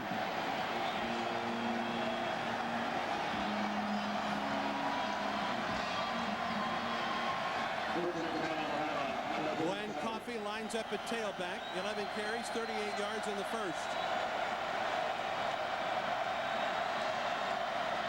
The handoff to Coffey. And Coffey stood up after he gets to the 32-yard line and driven back. Zach Etheridge and Antonio Coleman combined for Auburn. Big push up front from 95, Pat Sims, the defensive tackle. He's going to force this play to be bounced outside and allow the rest of that Auburn defense to come over and stop Alabama. It's only a 1-yard gain, but get that good push from the defensive tackle spot, boy, it really can disrupt almost any play. Second down.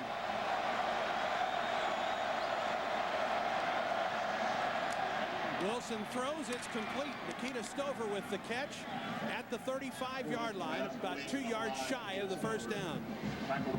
Nikita Stover hadn't had a lot of receptions this season, but had a big game versus Auburn last year in Tuscaloosa. Here on the simple slant route, good concentration, leaving his feet, coming down close to a first down. 5 catches, 101 yards in his career against Auburn, and a touchdown for Stover. It's just his 6th catch of the season. Here's 3rd and 2. Alabama 2 of 8 in the first half on third down.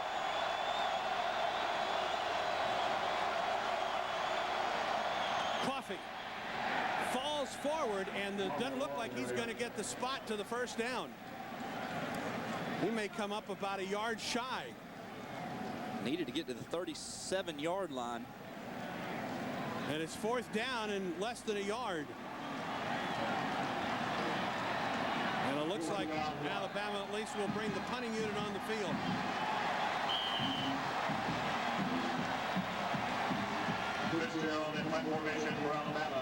Auburn's going to stay in kind of a punt-safe formation. Well, the last time Auburn tried to block it and got called for the roughing the kicker penalty.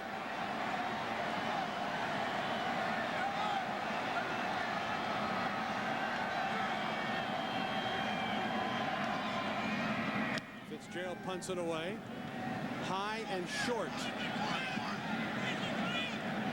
And Auburn will get the ball at the 32-yard line. That wind is pretty stout once you get up in the air a little bit. I really can't blame Auburn for going after the punt that last time. It really does seem that the long snaps for Alabama are creeping back. 9:40 to go in the third. Auburn 10, Alabama 7 on CSS.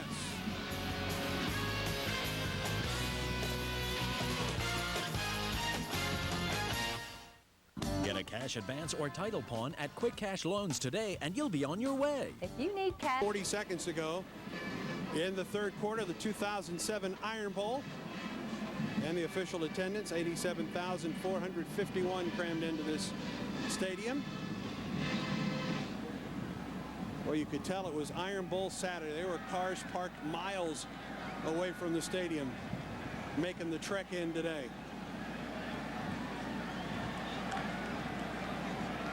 Auburn has won the last 5, but boy, they're in a struggle to get to number 6 tonight. Some of the tailgating going on today. They make clothing for everything, don't they? One of the many tailgates outside the stadium. 1st and 10 for Auburn at the 32. Brad Lester on the carry. Cuts back against the grain. And Lester out to the 37-yard line. Saw a lot of Ben Tate in the first half. We're seeing even more Brad Lester here in the second half. A great cut. He's just going to take the toss, turn it upfield. Bobby Greenwood and Orlando McClain actually got tangled up in one another.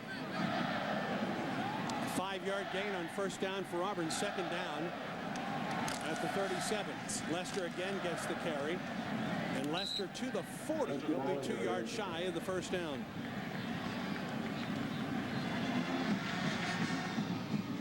Bobby Greenwood, number 93, on the stop. Aaron Mustin, the will linebacker for the Crimson Tide. 3rd down and 2 for Auburn.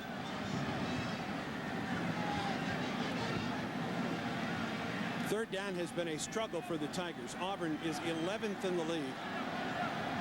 37.7% this season. And tonight, 1 of 6. Cox on the rollout with pressure from behind. He throws and it's incomplete. The pressure came from Brandon Dedrick, or excuse me, Wallace Gilberry, number 92. A good hustle this time. Now Auburn's going to sprint the pocket, trying to buy Brandon Cox a little extra time, but Wallace Gilberry comes all the way from the backside. You know, usually when you run that sprint out, one of the linemen is going to hook back and kind of protect that backside. No one there to protect. Wallace Gilberry turned loose, had a free shot. Came in with 17 tackles for loss this season, and he put the pressure on the quarterback there. Ryan Shoemaker to punt it away. His first punt only traveled 22 yards. This is with the wind. And this is low. It looked like there may have been a block in the back and nothing called right in front of the official at the 15-yard line. Yeah, I think they missed one right there. Mackerel. I don't think it looked like there was. There was one. Lowe's come up Gimp as well for Alabama. Take another look. Look at the top of your screen there. Does he get his hat in front of the Auburn player? No. Boy, that's right in the middle of the back. Holy cow. You just got to wonder how that could be missed right in front of the official. And Lowe is injured going off the field.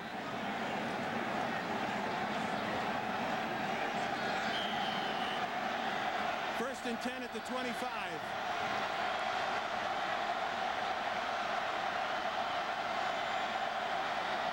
Empty backfield, Wilson to throw. He does. It's complete to Coffey near the 30-yard line, just shy of the 30. Patrick Lee, number 20 on the stop for Auburn. Alabama's going to motion the back out of the backfield, looking for the cushion. You'll see DJ Hall. He runs down the seam. They're trying to read that flat defender. Cornerback is going to give him that cushion, so he just takes the 5 yards. 2nd down and 6.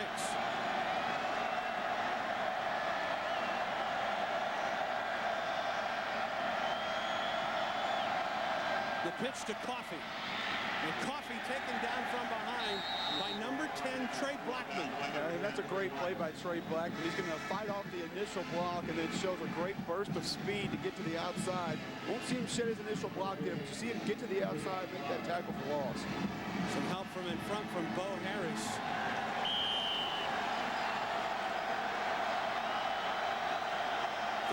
Tackles and an interception on the season for Trey Blackman. Last 5 games averaging just under 9 tackles per game. 3rd and 5. Wilson to throw. He throws and it's caught by Stover inbounds at the 48. Just a great adjustment by Nikita Stover. Running a takeoff route down the sideline, and John Parker Wilson recognizes his stride-for-stride coverage, throws it a little bit behind. Nikita Stover adjusts, and the Auburn defender is unable. It's a good throw by Wilson as well. I mean, once again, the Auburn defender coverage is there, just not turning around and finding the football in time to make a play. At the 48, first down after the big 3rd down completion of 18 yards. Coffee up the middle into Auburn territory to the 48-yard line. We've seen both offenses, once they're able to establish that running attack, just how productive each one of them can be, because the play action comes off of it, and we've seen both quarterbacks really thrive as a result of the running game. Josh Thompson on the carry, or the tackle, but not before Glenn Coffey gets 5 yards. He has 15 carries, 45 yards on the night for Coffey. His first action in a while. At the Auburn 47. Auburn brings the blitz. Coffey runs away from it and tripped up inside the 45-yard line and close to an Alabama first down. Like Auburn brought the blitz right up the middle. Coffey was running outside. And a nice job by Quinn Groves. If he doesn't trip up Glenn Coffey, he could still be running. He was one-on-one with tight end Nick Walker. We'll run a little lead draw play. You'll see Groves make a move back inside to get a piece of Coffey's ankle. You mentioned that Marlon Davis was out front as well, able to throw an extra block, and he would have continued to be able to run. 1st and 10 for Alabama at the Auburn 42.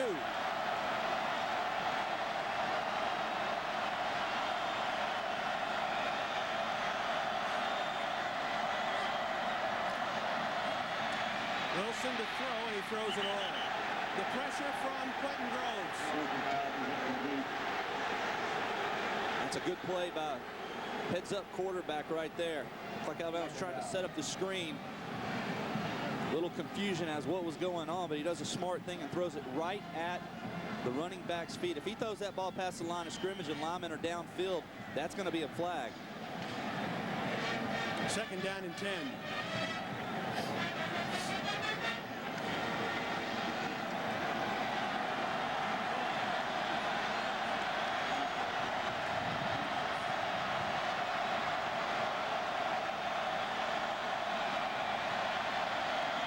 Brings the blitz. Coffey off right tackle, and he is absolutely tattooed by Trey Blackman.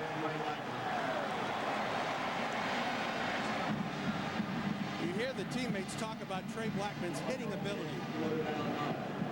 Take another look. 220 pounds. You're just not supposed to be able to run that fast. He's got a lot of power packed into a smaller package, but he can bring the lumber when necessary. 3rd and 9.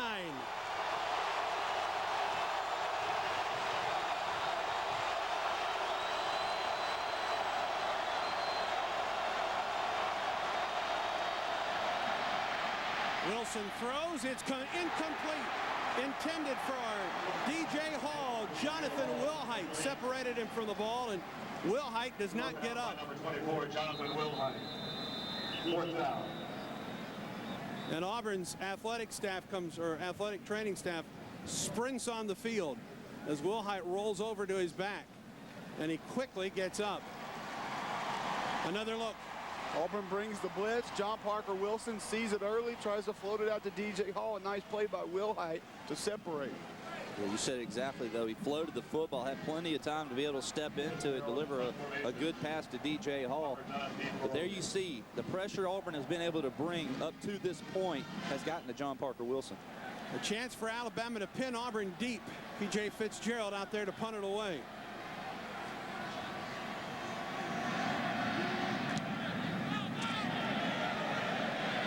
side. And a good punt by Fitzgerald. And Auburn will open up 1st and 10 just outside its own 6-yard line. That's exactly what Alabama was looking for from P.J. Fitzgerald, the sophomore from Coral Springs, Florida. 10-7 Auburn, 4:16 to go in the 3rd quarter.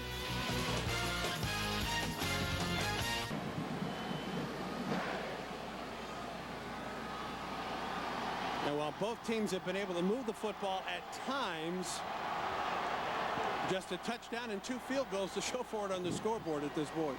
Or 2 touchdowns and a field goal, excuse me. This is the first time that either team has been backed up.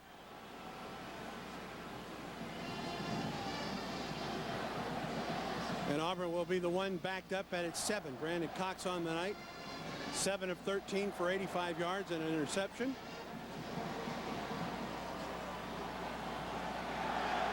Ben Tate, the tailback. 1st and 10 Auburn at the 7.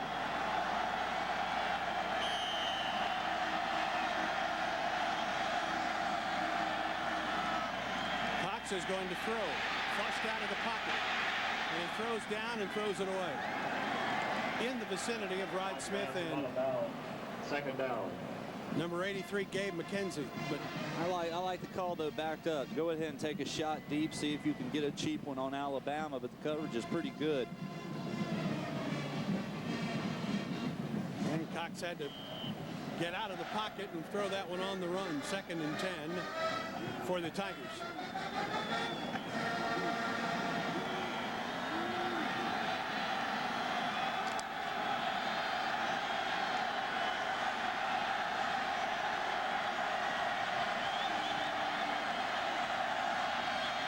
Short drop throws complete. Montez Billings with the catch. Kareem Jackson on the stop. It gains just a couple yards. Out to the 11. Gives you a little more room here on 3rd down. That's exactly what they're trying to do. And Kareem Jackson's just a true freshman, but he's one of the better defensive backs for Alabama. 9 tackles against Ole Miss, blocked the field goal against LSU, making his 11th start tonight. Kareem Jackson. Auburn 1 of 7 on 3rd down. From the shotgun, Cox to throw. He throws, he's got his man open. This is Billings. And Billings taken down shy of the 1st down. Simeon Castile with a big hit on Billings when it looked like Billings was going to get the 1st down easily. Well, if he goes north and south, he has it. Yeah, it looked like Billings had plenty of room to be able to turn it upfield and pick up the 1st down, but tries to make one move outside and is unable to do it. Nice play by Castile in the open field to prevent the 1st down. And now Shoemaker will punt with his heels near the goal line. Will Alabama come after this one? Sure looks like it. Shoemaker gets it away. He goes down. There's a flag.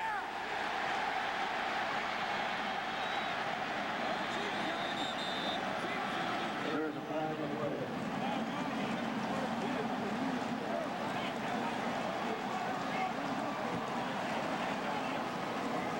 We saw Auburn keep a drive alive earlier by hitting the punter, and now it appears Alabama will do the same. We'll wait for the call from Thomas Ritter. 20 minutes for the kicker. 5-yard penalty on the defensive line. 5-yard penalty, 1st down. It's a 5-yard penalty, but that's enough to give Auburn a 1st down. And you've got to be smarter than that, too. If you're not anywhere near the punter, you stay off him completely. You're going to have great field position. Good little sales job by Shoemaker. So Auburn gets a break and keeps a drive alive. Alabama would have had the ball in Auburn territory. Big hole for Ben Tate. Big hole for Ben Tate. Near the 38-yard line and an Auburn 1st down. About 17 yards on the carry. Little trap play. I hadn't seen this very much this year. You see Brian Pugh, a nice little block back. 17 yards. seals it off for Ben Tate. Big opening there. But how many times do you see that? A penalty that gives you a first down, then all of a sudden the offense comes out and is able to get a huge play. Simeon Castile made the stop after Ben Tate went for 17 yards. He has 72 yards on the night.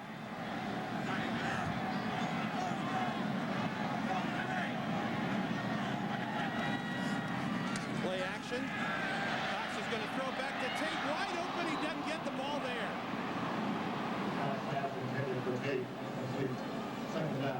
Saunders put the pressure on. Cox was backpedaling and just didn't get enough on the throw. Ben Tate is alone. He's trying to set up the screen, will throw back. Felt the pressure, but Wallace Gilberry had a beat on it trying to get back, but there was no one in front of Ben Tate. Second down and 10 for Auburn.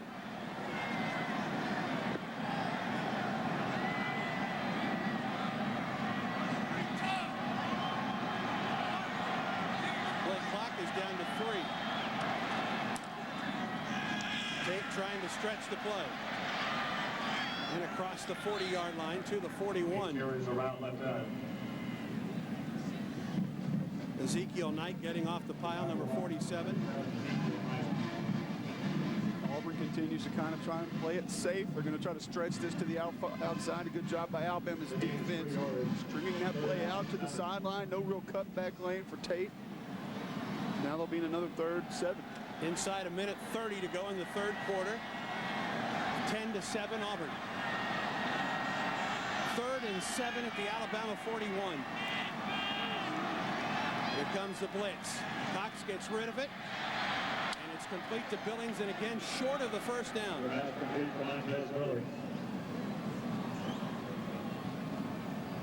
It looks like it's going to be a good yard shy of the first down. You hear people say a lot of time, you know where the sticks are, why not run that route to the first down? But Brandon Cox feeling the pressure there. Alabama had the blitz on. Felt like he needed to get rid of that football a little bit sooner than he probably would have liked to. 4th and 1, and Auburn will punt it. But what a difference that 5-yard penalty has made. Auburn just picked up 50 yards.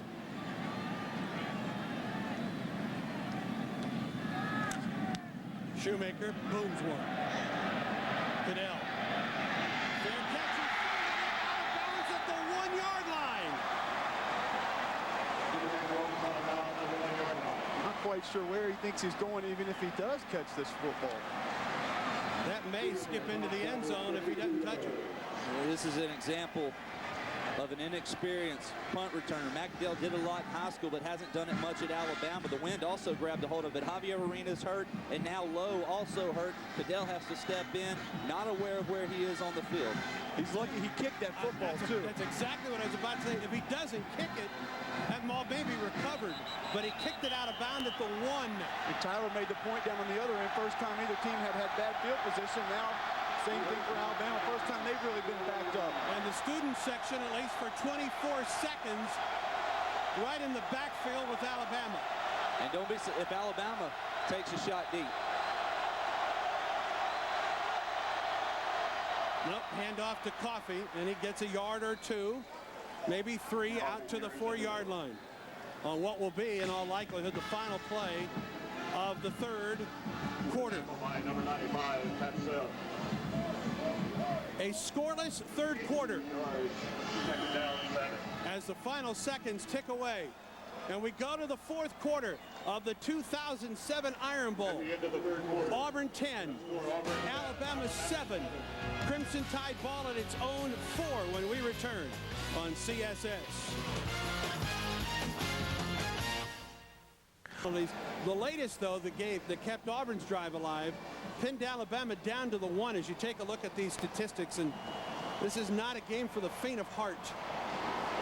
88 yards rushing for Alabama, 115 for Auburn, 215 yards total offense for Auburn, 149 for the Crimson Tide.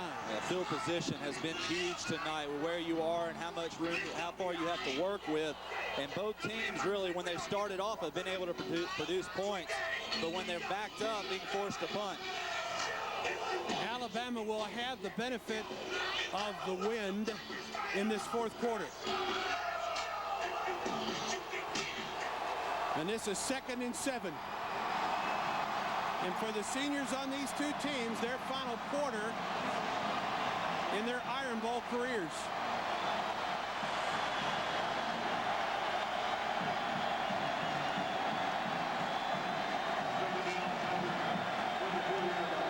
Second and 7. Coffee behind McCall in the backfield. Coffee on the carry. Stacked up at the line of scrimmage. He may have been able to get a yard, and that's all. Eric Brock in on the tackle again. Boy, he has been awful active today. Saw him jar that ball loose from Nick Walker in coverage earlier. We've seen him blitz and put pressure on John Parker Wilson. He's played the run. He has really showed up today. Another senior that's had a good game for Auburn in the middle is Josh Thompson, number 97. Oh, he's a fire plug. 3rd and 6.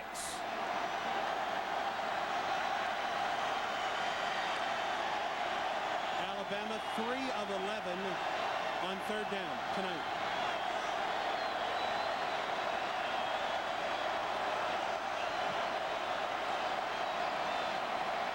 Wilson to throw up the sideline and incomplete. Good coverage by Jonathan Wilhite on number 9, Nikita Stover. You had to figure it's coming. Alabama, the team, loves to take shots down the field. Why not? You're backed up, 3rd and long. Eventually, you're going to have to try to push it down the field. Wilhite called for interference in the first half. Good coverage that time on Stover up the sideline. Robert Dunn near midfield to take this punt from Fitzgerald with his feels at the end line. No pressure from Auburn, and Fitzgerald gets off a nice punt.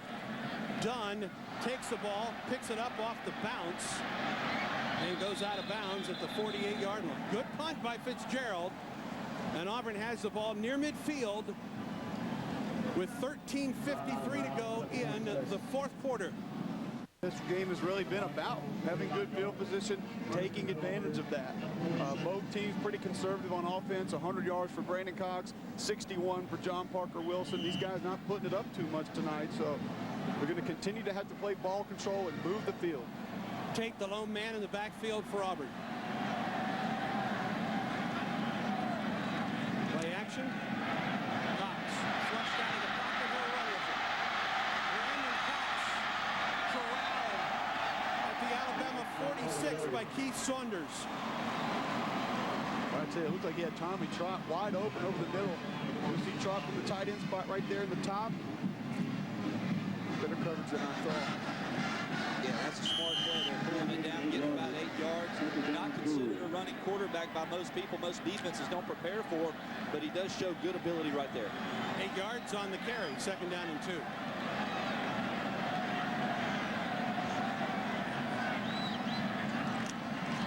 Tate gets the carry, and he gets the 1st down. It's a nice move around the 45-yard line for number 57, Darren Mustin, brings him down. Good penetration from number 97, Lorenzo Washington, at that defensive tackle spot, kind of forcing Ben Tate to change paths there.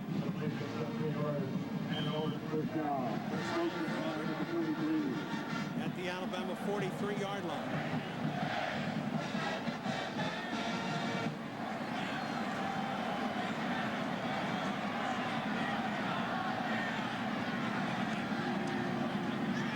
Cox on the roll line. Looks and throws. Billings can't hang on at the 25.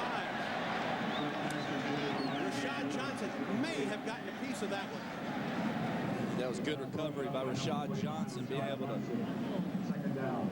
break on the football here. It's good play action by Brandon Cox. Had him open initially, but as you said, ball a little bit high, stood in the air a little too long. Good break on that ball by Johnson. 2nd down and 10 for Auburn. Auburn offensive coordinator Al Borges looks on.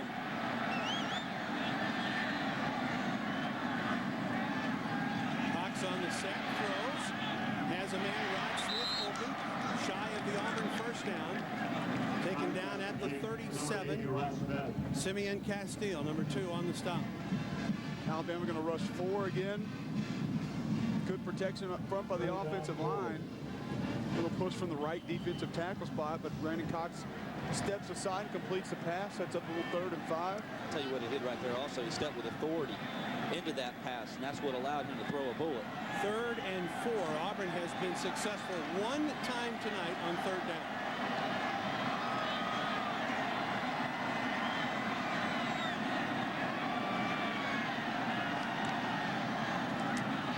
Cox sets up. He's being quick. He throws it away. The pass is incomplete. 4th down. Good decision again to go ahead and dump that ball off into the ground. Darren Mustin coming on the blitz from up top. Had free range at Brandon Cox's backside. When Mustin runs right around Lee Ziemba, Cox just throws it away. And Ryan Shoemaker out to punt it away, and Auburn unable to take advantage of great field position there.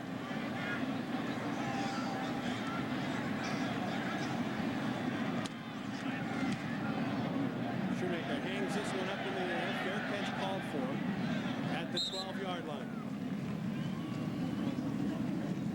By Jonathan Lowe, back in the ballgame for the Crimson Tide. Might have been the intent just to have him fair catch it. Yeah. 34-yard punt. Alabama at its own 12-yard line, make it the 13.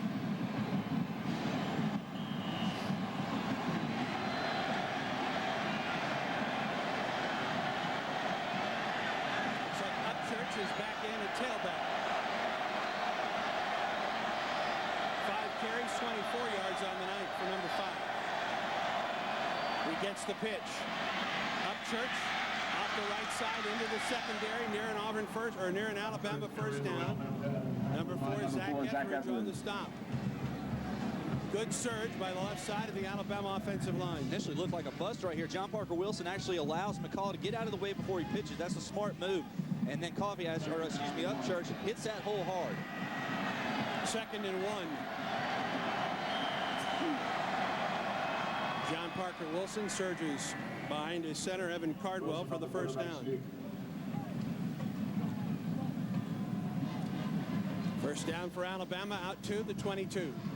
I tell you what, with the way that both offenses have been running the ball here, eating up this clock, possessions are at a premium right now. Beg your pardon, that ball marked at the 24.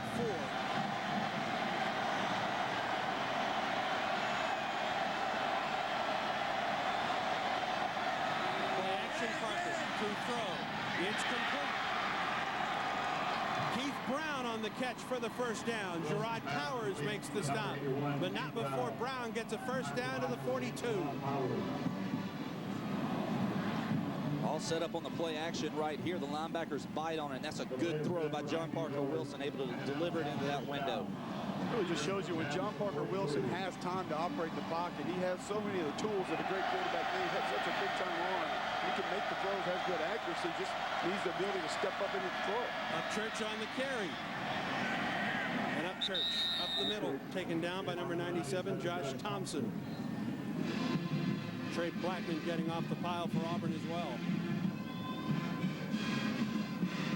Offensive line moving that line of scrimmage forward before initial contact is made. Upchurch be able to go about 4 or 5 yards. A long 4 yards on that. 2nd down and 6. And Upchurch now lines up as a receiver in a 5 wide set. Auburn rushes 4. Flag is thrown. Pass intended for number 88, Nick Walker.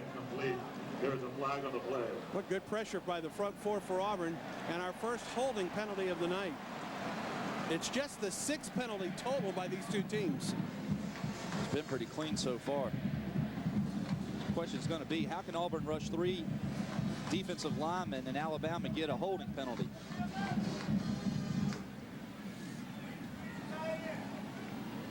We'll get the call. Holding 71.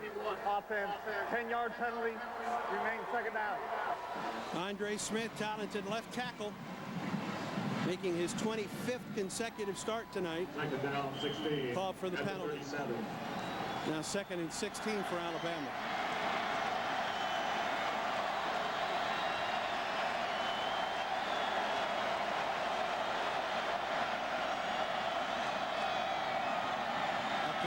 Upchurch to the 41-yard line. He gets 4 yards on the play, and it will bring him 3rd down and 12. Alabama continues to play it safe, and I'll tell you, their big play weapon has not been in on this drive. DJ Hall, 22, has been on the sidelines the entire time. Not sure if he's nicked up or just needs a break. 3 of 12 on 3rd down tonight. Will Muschamp, the Auburn defensive coordinator, looking for a stop.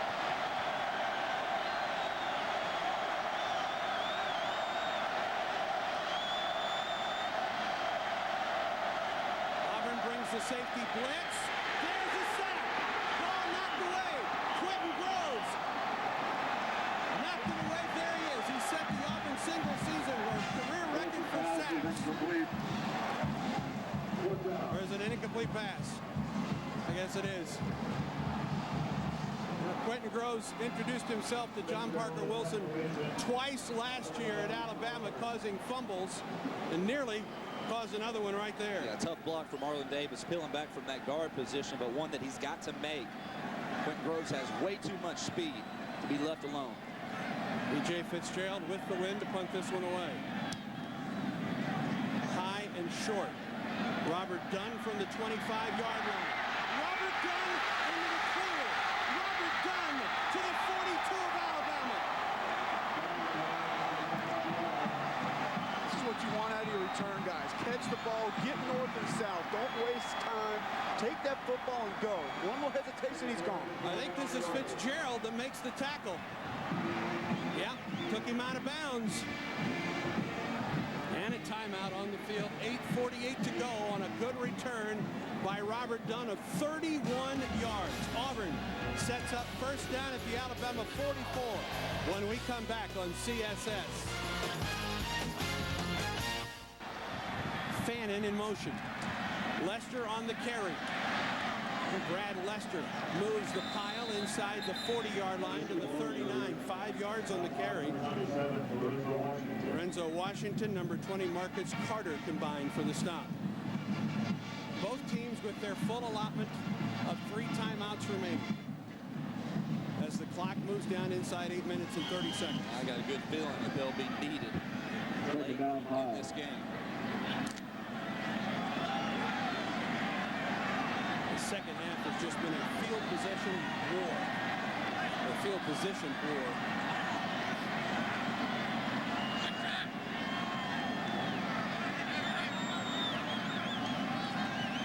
Lester hit at the line of scrimmage. He gets a couple yards. Wallace Gilberry, number 92, wrapped his arms around the waist of number 1, Brad Lester. 3rd down coming up for Auburn. That's good strong running by Brad Lester. Contact made at the line of scrimmage, but he's able to drag Wallace Gilberry forward for a couple yards.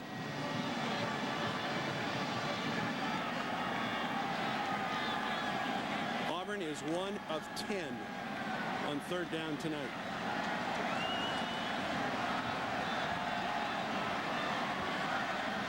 Auburn has just 3 first downs in the second half. 3rd and 4. The pitched Lester. Brad Lester has the 1st down to the 31. He found a seam before number 47, Ezekiel Knight, will bring him down. Really had to find his way there, but you'll see Brad Lester take this pitch and show patience. 2 cuts later, he sneaks through there. He's such an elusive, slithery running back, able to get ahead. A nice 3rd and 4 call on the pitch there. A little bit conservative, but Brad Lester able to make a great effort and keep this drive alive for Auburn. Just Auburn's 4th first down in the second half, and just the 2nd time it's converted on 3rd down all night.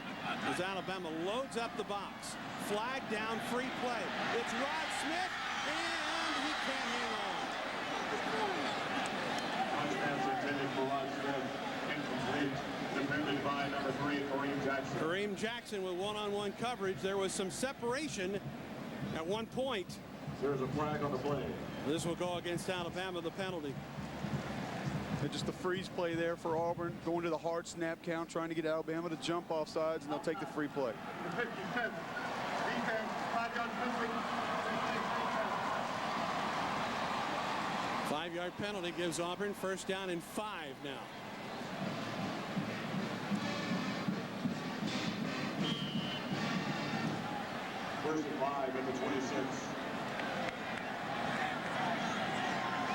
the 26, first down for Auburn. The Tigers need 5 yards. 5th penalty for 30 yards on the night for Alabama.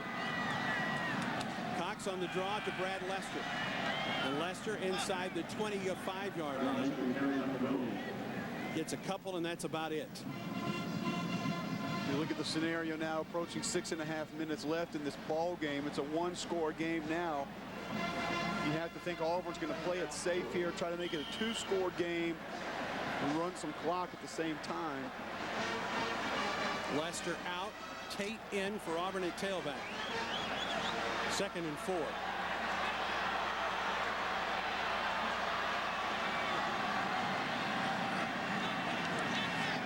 Cox to throw. Has Cole Bennett, the tight end. First down. He dives inside the 15 to the 14-yard line. Ezekiel Knight. Cole Bennett with his 3rd catch of the night. Cool 3-step drive for Brandon Cox. Quick delivery, and Cole Bennett dives ahead for a nice gain. Ezekiel Knight on the stop. First down for Auburn. First down and 10 at the Alabama 14-yard line as we approach 6 minutes remaining in the 4th quarter. Billings and Smith, the receivers, to the right. Up the middle, Ben Tate stood up at the line of scrimmage, gets away from the first surge, and then taken down on the play. Lorenzo Washington stood him up, and then I think Knight was the one that tripped him up. But maybe a little miscommunication there. Ben Tate and Brandon Cox not distributing that handoff very clean. Lester doing a good job fighting up the middle, getting in the backfield, forcing Tate to bounce it outside. 2nd and 12, a loss of 2.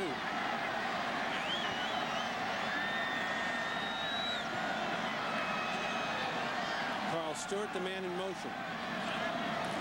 Cox on the rollout. He's in trouble and leaves one man and just throws it away wisely. And a flag. It's going to be a late hit on number 94, Keith Saunders.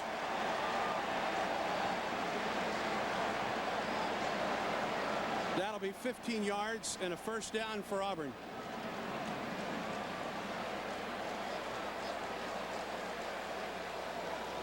Brandon was just trying to throw this one away after the good pressure. Well, I'll tell you what, there haven't been many.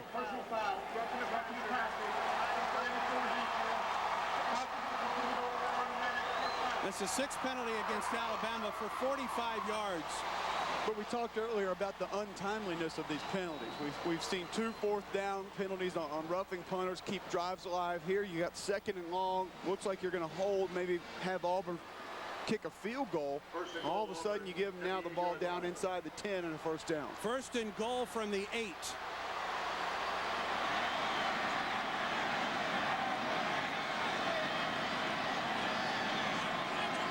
Billings in motion. Lester on the carry, inside the 5, down to about the 2. Simeon Castile with a touchdown-saving tackle on Brad Lester. Just a good surge up front by the offensive line. Robert Dunn blocks back. Brad Lester goes ahead, north and south, force it down by near close to that goal line. Tell you what, Castile's had a whale of a night in run support tonight for Alabama. Yeah, but it's never a good thing when you have your safeties or corners coming in and making that many plays. 2nd and goal from the 2. Same formation for Auburn. Again, Billings in motion. Lester, the carry. Touchdown!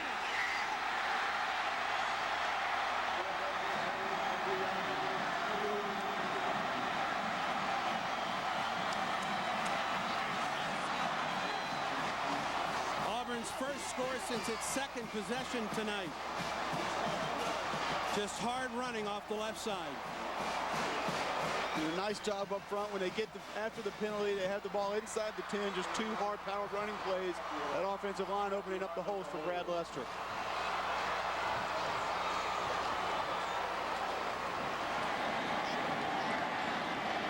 And a timeout. Oh, excuse me. They're going to review this one to make sure that he made it into the end zone. This is the third or fourth review we've had tonight.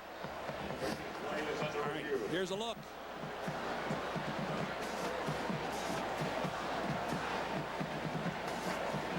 Certainly got the ball to the end zone. Where is his knee down, I guess, is the question right now.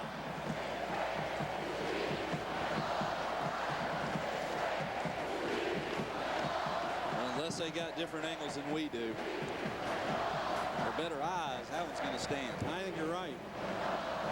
Brad Lester walks on the field just in case. I tell you what, though, what a great punt return. All set up by the punt return to give the short field for Auburn, take advantage of the roughing the passer, but more importantly, it's the instinct to take advantage of it and to be able to just run it right down your throat and 2 plays later score a touchdown.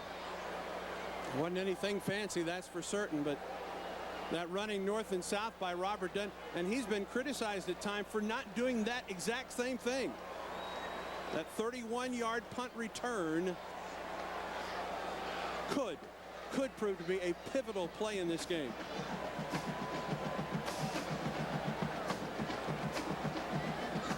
Again, they continue to review this one.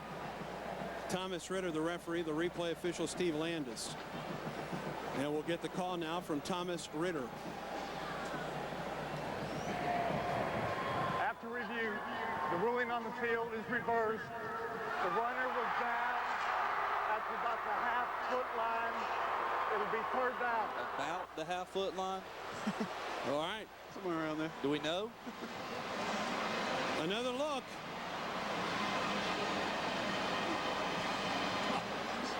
Maybe they've got a different angle. They'd have to. Third down at the line. 3rd and goal from the half-yard line or thereabouts. The one thing, if Auburn's able to punch this in, it may actually work to their advantage because it will take more time off the clock. Milk another minute or so off the clock, exactly.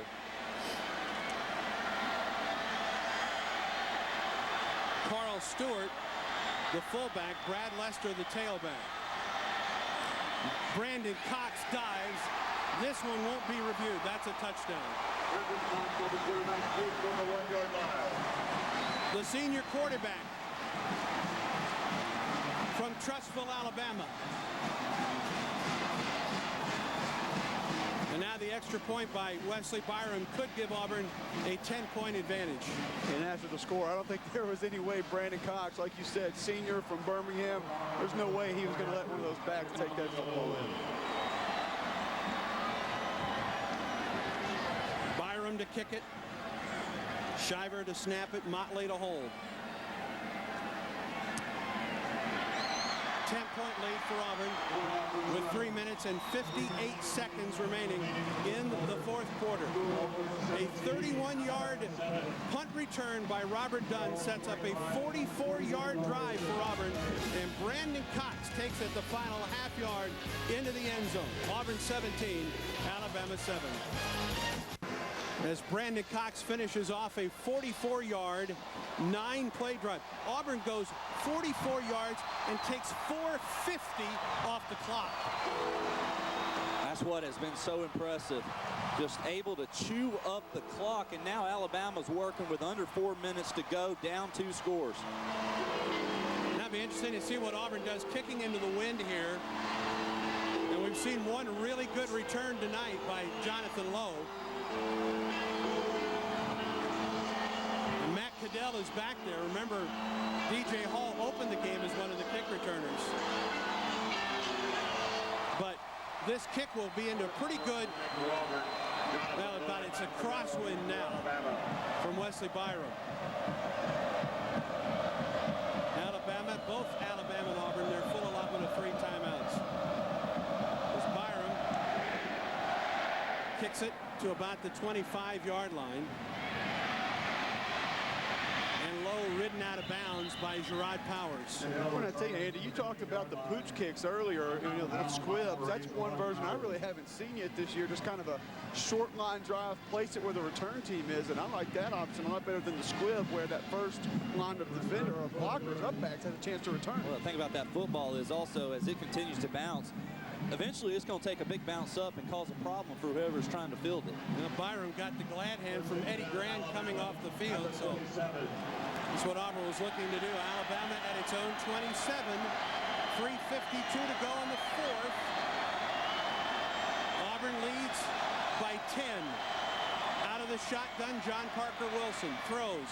DJ Hall with his first catch of the night, and he gets out of bounds just shy of the 40-yard line, stopping the clock with 3:45 to go.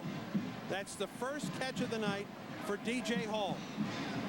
Finally able to work that middle of the field on a little crossing pattern, able to get into some space and pick up the first down. More importantly, get out of bounds. 61 catches on the season for Hall, as he gets 13 yards there, over 900 yards and 6 touchdowns for the senior from Fort Walton Beach.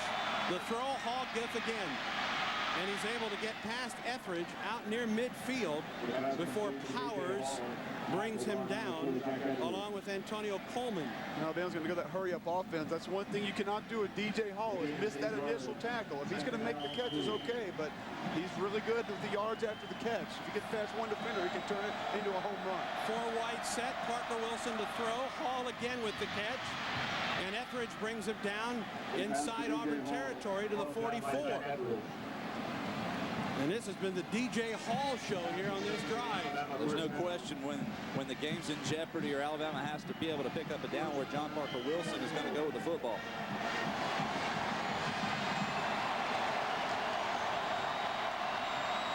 Wilson throws incomplete. Threw it intended for number 81, Keith Brown. Patrick Lee defending on the play. Stops the clock with 3:02 to go in the fourth quarter. Alabama with the ball at the Auburn 44. And the good thing if you're Alabama is you're down 2 scores. You have to have a touchdown and a field goal. So right now they need to run their offense, try to get whatever they can, and if they have to settle for a field goal, you had to have it anyway. Colin Stover to the top of the screen. And movement. And this one may go against Auburn. This would just be the 3rd penalty a night against the Tigers. It's going to be 2nd down and 5 for Alabama. I think it's Pat Sims that. Dead ball. Offside. Number 95. Defense. 5-yard penalty. Remains. Cole, it looked like Auburn was setting up for the blitz. Well, and you're trying to get a jump on these snap counts as well. You know it's 2 minutes. You want to get a good pass rush, and I think Alabama changed the snap count up there a little bit as well. 3 penalties, 35 yards for Auburn. Wilson hit as he throws, intended for Coffey. Antonio Coleman, who leads Auburn in sacks this season. Boy, that could have been dangerous. John Parker Wilson trying to get rid of that football as he's going down. Trey Blackman had a beat on that ball, almost stepped right in front of it and took it to the house. 3rd and 5 for Alabama. The Crimson Tide 3 of 13. These teams tonight, a combined 6 of 25 on 3rd down.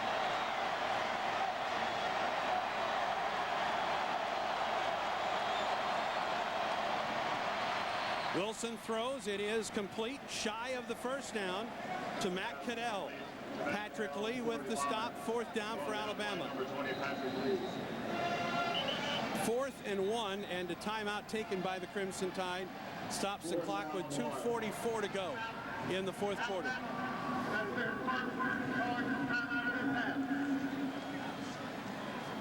So the clock stopped with 2 minutes and 44 seconds to go in the fourth.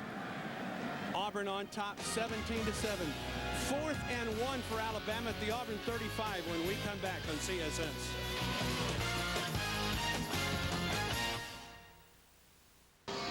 Fourth and 1 for Alabama at the Auburn 35. You got to figure Alabama doesn't make this one, could be the ball game. They got a chance if they make this one on 4th down and 1.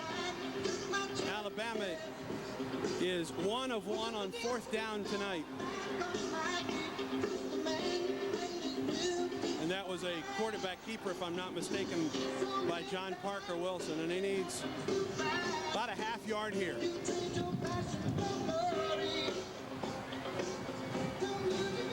Josh Thompson, though, right there up the middle makes it a little bit more difficult.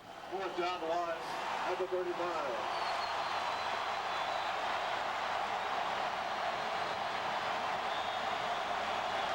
Wilson to Coffey. He's got the first down. So the drive continues for Alabama. Stops the clock to set the chains with 2:38 to go in the fourth quarter. Coffey got about 2 yards when he needed just one.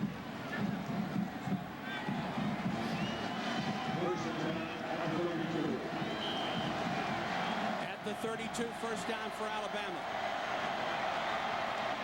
Wilson with time, he throws to the end zone to Hall, incomplete, threw into double coverage of Eric Brock and Gerard Powers. The type of coverage that Auburn's running, they're not going to allow that deep threat, that slot receiver deep down the middle of the field.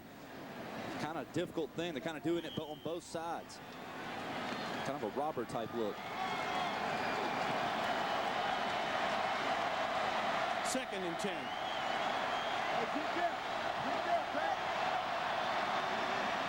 Hall throws, rather it's incomplete. Ball was deflected at the line. Pass intended for Keith Brown. Trey Blackman may have gotten to that one. Another look. Yep, that ball was deflected at the line of scrimmage. Blackman, I think, is defending on the play, but that one got knocked down at the line of scrimmage, it looked like. Looked like Antonio Coleman or Quentin Groves, defensive end. Third and 10.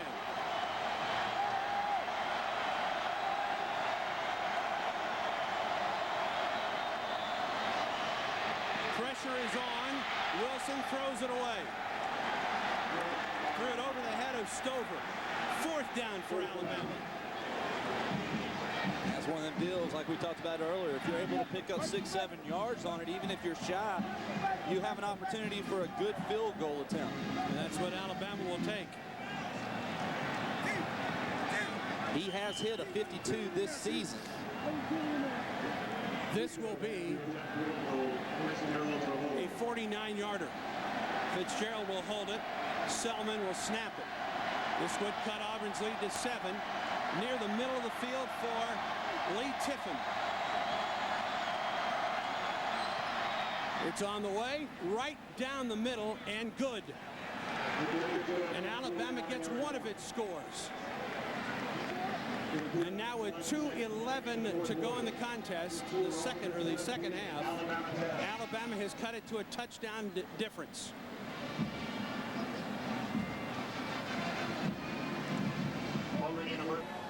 Auburn gets ready for a possible onside kick. Brad Lester, the only one deep for Auburn. As you take a look at the scoring drive for Alabama, 11 plays, 41 yards, takes just a minute 47 off the clock. A 49-yard field goal by Lee Tiffin. I think Alabama is going to do an onside kick. Got DJ Hall, Kareem Jackson in the ball game. Auburn with Cole Bennett and Rod Smith among those on that side. And Bennett gets it before it even goes 10 yards at the 39-yard line. That's a good job by Bennett going to get that football on a good hop as well. Cole Bennett's had a pretty good night. This sixth-year senior at Auburn, of course, had to take the medical red shirt last year. He's already graduated in grad school now. Has 3 catches for 22 yards on the night as well. 2:09 Alabama, 2 timeouts left. Lester the tailback. He gets the carry. And Brad Lester near the 35-yard line before Rolando McClain runs him backwards. And some pushing and shoving going on between McClain and a couple of the Auburn players. Alabama calls a timeout with 2:02 to go.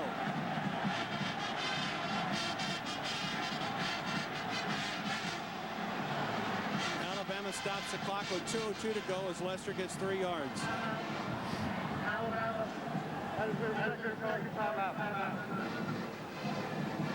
That's not real smart to get a personal foul right here.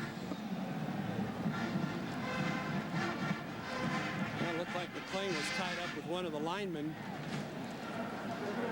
There was some pushing and shoving going on. Alabama, of course, with 1 timeout remaining. Auburn with its full allotment of 3. 2nd down and 7 after the timeout with 2 minutes and 2 seconds to go.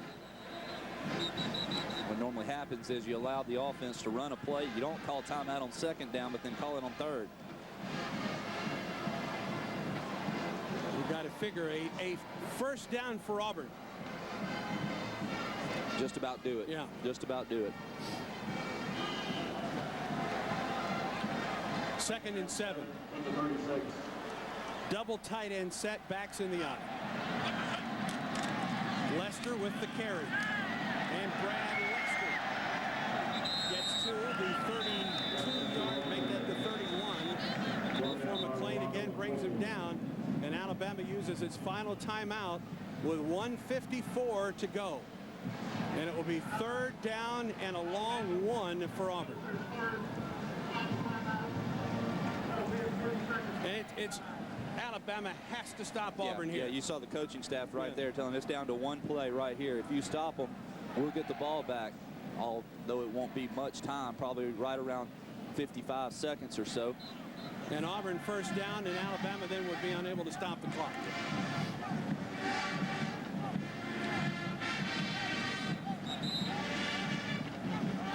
This has been a roller coaster season for both of these teams. There have been magnificent wins. Auburn at Florida, Alabama at home against Tennessee, and there have been hard losses. Both teams losing to Mississippi State and to Georgia. Auburn losing to South Florida, Alabama to Louisiana Monroe. Here is 3rd down, and they'll say 2 for Auburn. Handoff Stewart. Carroll gets stood up and gets forward, but he's going to be shy of the 1st down by about a half yard. About a half yard shy of the 1st down for Auburn. Stewart, good 2nd effort. Look at help from Brandon Cox there. Yeah. Shove for Carl Stewart. Interesting play call, though. Why don't you give it to Lester? A little bit more ability, more speed to bounce it out, possibly jump over the top should there be a pile created. Auburn will take as much time off the clock, I believe, as it can, and then call a timeout. And it will be at about a minute, well, about a minute 4 if Auburn runs it all the way down. See Brandon Cox taking a look. And a timeout called just before the play clock expires. 1:06 to go. 4th and a half yard for Auburn. This will be 30 seconds. And a 30-second timeout called by Auburn. All right, gentlemen. Certainly appears as Auburn's going to try for it here on 4th down. Auburn 1 of 1 on 4th down tonight. Well, you see a lot of teams, and it doesn't look like Auburn's going to do that, but send their field goal unit out and then pooch punt it down. Auburn has done that this season, and it was a good pooch punt by Wesley Byram. More than likely, you're going to see them try to just draw them off sides with hard counts. Probably try to shift somewhere, a sudden shift to force the offsides. A 1st down, and it's over. And Auburn will likely run out the clock. If Auburn is unable to get a 4th down, Alabama has life. 4th and 1. Cox hands. Lester has the 1st down and just moves the pile.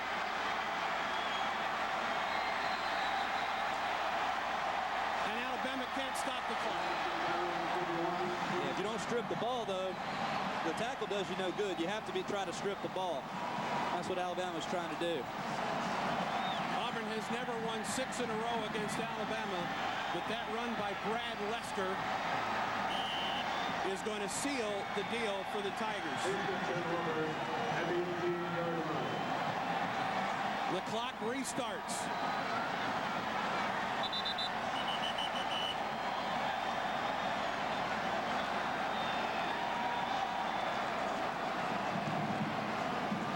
The celebration has begun on Auburn's sideline.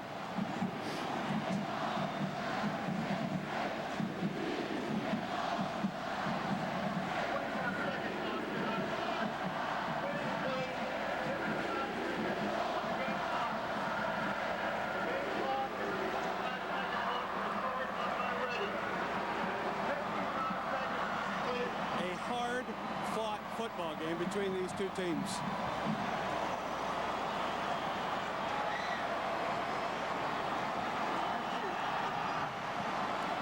Clock resets to 55 seconds. They had not started the 25-second clock. And now everything is sent in motion.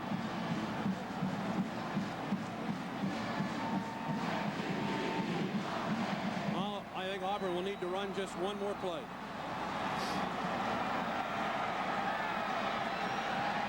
Brandon Cox, 1-yard touchdown run as he takes a knee will be the difference in this one.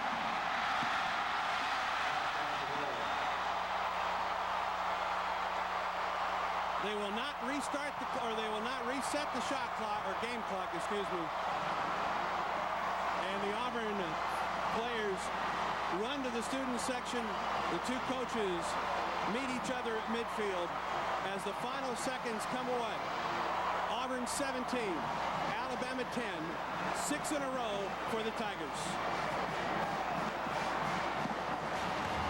We'll be back to wrap things up from Jordan-Hare Stadium right after this. Stay tuned. CSS crew, I'm Andy Burcham. Auburn beats Alabama in the 2007 Iron Bowl, 17-10. Thanks for joining us tonight on CSS.